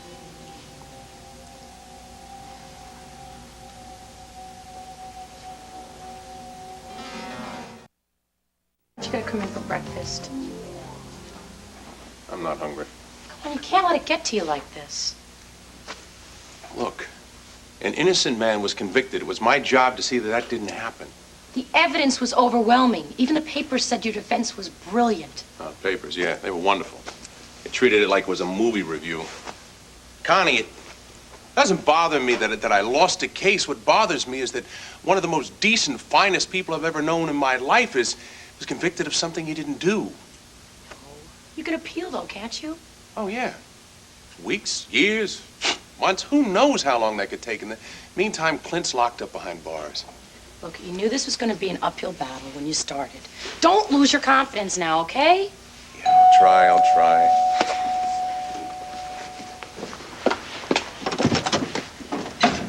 Hi, I'm Maggie Delakian, the assistant DA. Is Pete O'Neill home? You can tell him that this is not about business. Ellen, Hey, Josh. you on private duty upstairs? Yeah, right. No, I brought some of Lisa's work-study material home last night by mistake, and so I figured I'd drop it off on my way to the hospital. Maybe run into Rob while you're here? Rob? Does he live here? Oh, yeah, he owns it, every square inch of it. Rob owns the Vernon Inn? As soon as the papers get signed, his mother left it for him in her will. Wow, I don't believe it. Why does he keep working at the hospital then?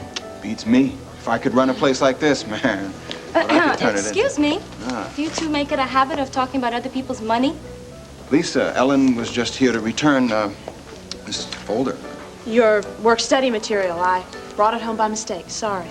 Oh, thanks. I'm surprised, though, that you remembered. Being so busy comforting a married man. Hey, after wait a all. minute. Hey, wait a minute. Cassie and I are good friends, okay? And she and Rob are having a hard enough time without you butting in. That marriage was falling apart long before I came along. Yes, really. So, Lisa, mind your own business. I beg your pardon. Lisa, hold on. Wait a minute. What is wrong with you? She came to do you a favor. Oh, yeah, and you did her an even better one, right? You decided to tell her all about Rob so she knows that her catch has a nice fortune sitting in his lap. Look, some people think about more than just money, Lisa. Oh, like you, huh? Look, I got very excited about Rob's good luck. That's all. Me, I am doing fine. I got a great job, a good future. Yeah. I just came here today because what I don't have enough of is free time. I value that very much. And I wanted to ask you to come to lunch with me. How about it? Me? You. Well, you are quite the silver-tongued fox, Dr. Hall. Okay, well, how about it? I mean, we rarely find ourselves off duty. We have this free time. I'm afraid I have all this to plow through. I don't think so. Come on, do that this afternoon, and I'll help you with that stuff. Let's go out and have a real exciting day. You'll help. You win. Just give me an hour to pull myself together, okay? Lady, that's one thing you don't need time for. Hey. You better watch that, huh? Just be careful, because I might start believing you.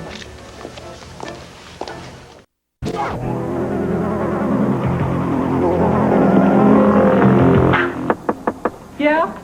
Hey, Nicky, you got a visitor. Who is it? It's me, honey. Lisa. What's the verdict? Clinton didn't want you to be alone. You heard it. Oh, God, no, don't tell me that. Jury found him guilty. Oh, no, Lisa. Oh, no, this can't happen. Oh, Lisa. Look, if you've got any follow-up, you can reach me at the office later. I said this isn't about real business. Can I come in? Come on. I hope this won't take too long, Ms. Delakian. Make it Maggie again. I just came by to give you my personal congratulations. What, for losing the case? Well, of course not. I thought you were masterful. Look, I'm sorry, but I don't want congratulations from a gloating assistant DA, so if you can just get going. No, don't get so defensive. You must have lost a case before. Yeah, but I never sent an innocent man to prison. Well, you didn't send him. It was the evidence. Look, I must have come at a bad time. No. Did it again, didn't I? Maggie, can I offer you some coffee or some tea or something? No, thank you. Connie O'Neill. I'm Pete's niece. Oh, how do you do? Good. You must be very proud of your uncle. Yes, I am. I've just been trying to convince him of that. He shouldn't need any convincing. You were great. Just great.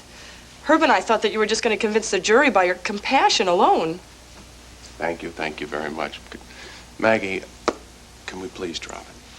Okay, I also came by to apologize for the first time we met. You mean our little fling at Elmo's? Whoa, I never heard about this. Well, he's probably too annoyed with me. Everything was going along fine, and then I started asking questions about his defense strategy. Will you cut that out? I mean, I just thought she was a beautiful woman, not the opposition. Well, it wasn't a setup. I was just curious. Okay, it was my own fault that I didn't let you know who I was. But look, you've already blasted me for that, so can't we make it a truce? Yeah.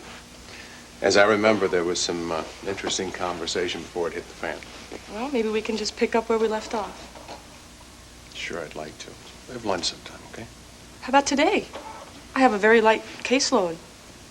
Maggie, I mean, I think we should wait. The publicity's still real hot. Oh, I know the perfect place. Out of town, away from the press and the publicity, the Waterside Inn. Lovely food and atmosphere, good wine, and you never know what will happen there. I know the place. What happened there? You're weird. What did you eat for breakfast this morning? I'll fill you in later. Pick up at noon? Sure, fine. So we're on, huh? Yeah. Well, I tell you what. Why don't we meet there? Because I've still got to get to the courthouse. I have a few things. Terrific. I'll be waiting. There's no hard feelings then? No. Good. It's nice meeting you, Connie. Same here. I have a feeling we'll be talking again real soon. Yeah, well, let's hope so. All right. I'll just let myself out. Okay. Well, things look better than they did a couple of minutes ago. Don't you start on me. Oh, I think she's really nice, Pete. But I'm surprised you're mixing business with pleasure. I'm not. I've not forgotten about Clint. There's no way that case is going to be over until he's free. Tried the hospital first thing this morning, and there's still no word. Are you going to the police? Yes, I think it's about time that I filed a missing persons report. Actually, that's why I asked to meet you. Delilah, will you go with me? Sure, if you think it's necessary. Well, yeah, because these kind of reports are filed every day, and 9 times out of 10, they don't mean anything. I don't want them to think that I'm kind of a ditzy flake, you know? They're gonna understand, Mimi. This is serious. Yes, it is. So if you go with me and you back up my story, I'm sure they're gonna get on to working right away, okay? Oh, good. Oh, I was afraid I was going to miss you. What do you want? Your answering machine told me that you'd be here. Are you all Look, right? I need to talk to you, Mimi. Well, both of you, actually. It's about Larry. What about Larry? Tracy? Well, look, I have a confession to make. I just hope that you're both going to forgive me, okay? Because the last thing that I meant to do was cause him any harm. Tracy, what are you talking about? Asa, he's my whole life. Yes, I know. I can't bear the thought of him being sent away. I can't live without him. He feels the same way about you, Vicky. He told you, did he? Never said a word. All I have to do is look in your eyes and know that is not Nicole Smith crying. You never turned back into Nicky, did you? No. No, Nicky left for good that day at the Waterside Inn. Well, why in hell all this pretending? Because, if you remember, we decided that the murderer was probably hiding in Dr. Polk's office when he was interrogating me. Yes, and Nicole Smith heard the song all around here all the time, and the same song Laurel's killer played? Yes, exactly. The killer has some sort of connection with the sanitarium, and Nicky would know who it is. You're telling me you're deliberately setting yourself up here like some live bait? Yes, there's no other way. If the murderer thinks that I can identify him, he'll make himself known to me, probably. He could kill you. Wait, hold on. Does Clint know about this? Yes. He's allowing it? No, he doesn't. I mean, he doesn't want me to do it, but I wouldn't let him talk me out of it. And don't you try either, because I'm not going to let you either. What am I supposed to do? Leave you here like some city duck? No, I have protection. Who? That woman who let you in. She's not an attendant. She's a policewoman. You're telling me the police are in this hairy-brained scheme? No, well, Rafe knows about it. Look, he knew he couldn't talk me out of it, so he pulled some strings for me. He thinks that woman out there can stop this mad dog killer on her own? She's a policeman, Asa, and apparently a very good one. This hombre is killer smart. Look what he's done so far. He's got you thrown in here. Clint's convicted. You think one lousy cop out there, especially a woman's going to stop him? Wait a minute, Vicky, hold on. What about the kids, huh? What about those kids? Clint could go away for life. You get yourself killed, you're going to leave them without either one of you. I am doing this for my children. I want them back at home with me in Landfair where they belong, and I want Clint back there with us, Asa. My God, neither one of us deserves this. We haven't done anything. I don't deserve to be here. He doesn't deserve to go to jail for something he didn't commit. Don't you understand? This is the only way. There is no other way. You are calling the police. You are going over Rafe's head. What are the police going to do? They have their killer. They would just think that I was making some sort of last-minute maneuver, and even if they did believe me, the killer would then know that I had set a trap for her. Her? You know who it is? I have suspicions, that's all. Who? I'm not going to tell you, Asa. Well, why the hell not? Because I don't trust you. I'm sorry. I'm sorry that I have to say it, but it's true. If you hadn't guessed it, I wouldn't have told you this much. Oh, I thank you very much. What are they going to do? Take an ad out in the National Intruder? No, I know you mean well. It's just that one way or another, you would tell the police or somebody, and you would be jeopardizing Clint's only chance for freedom. You were looking suicide straight right in your face. I'm sorry, Asa. It's too late. There's nothing you can do. Really? That's what you think. Where are you going? I'm going straight down to the administration office, tell Dr. Spender what you're doing and why, and get you the hell out of here as fast as I can. No, Asa, you can't do that, please. No, Asa. Look what you're doing. Your son's future is at stake. I'm thinking of Vicky. Without you, he's got no future. Without Clint, I have no future. You think I like this? I'd rather die than see him rot away for 20 years. Well, handle it. We'll get an appeal, a new trial. When? Next year? Maybe in 2 years? Asa, please, this is the only chance we have. Please try and understand that. Besides, I can take care of myself. Don't you remember how Clint and I went down to Tennessee and we saved Becky? That was so different. It was just as dangerous. And besides, this time I've got help. I've got Rafe and Mrs. DeSalvo. Please, Asa, you've got to let me try and save Clint. You have... What? Someone else to see you. I don't want to see anybody. Oh, Cousin Asa, what a nice surprise. I didn't expect to see you here. Hello, Wanda. How are you, Wanda? I brought you one of my special cakes. Oh. Vicky liked it, and I hope that you will. Well, that was really nice of you. Thanks. And I brought you some flowers.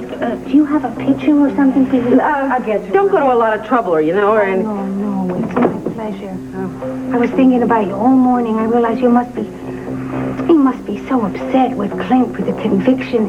Oh, Cousin Asa, isn't there anything you can do? I'm trying, Wanda. But it's so unfair. Yeah, you're telling me. Clint's one of the greatest guys I know. But we don't know what the judge is going to do. The whole case is up for grabs, right, Asa? I've had enough of this. No, wait a minute. Where you go? Don't do anything dumb. If anything dumb is going to be done around here, it's not going to be done by me. Asa, please. You want me to call him back? Nah, forget it. I just hope I talk some sense into him. About what? It's another argument. We don't get along. He only ever comes here to try and get me to turn back into Vicky. What should I do with this, huh? If you would take this, give me that, and Nicky. These are for you. I'll be outside if you want me. Champagne roses. Oh, how sweet. I like roses a lot. In fact, the only thing Vicky and I ever had in common was roses. Yeah, well, Vicky didn't like them a lot. I won't lie to you. That's why I brought them. Why, you think a couple of roses and some cake gonna make old Vicky pop out?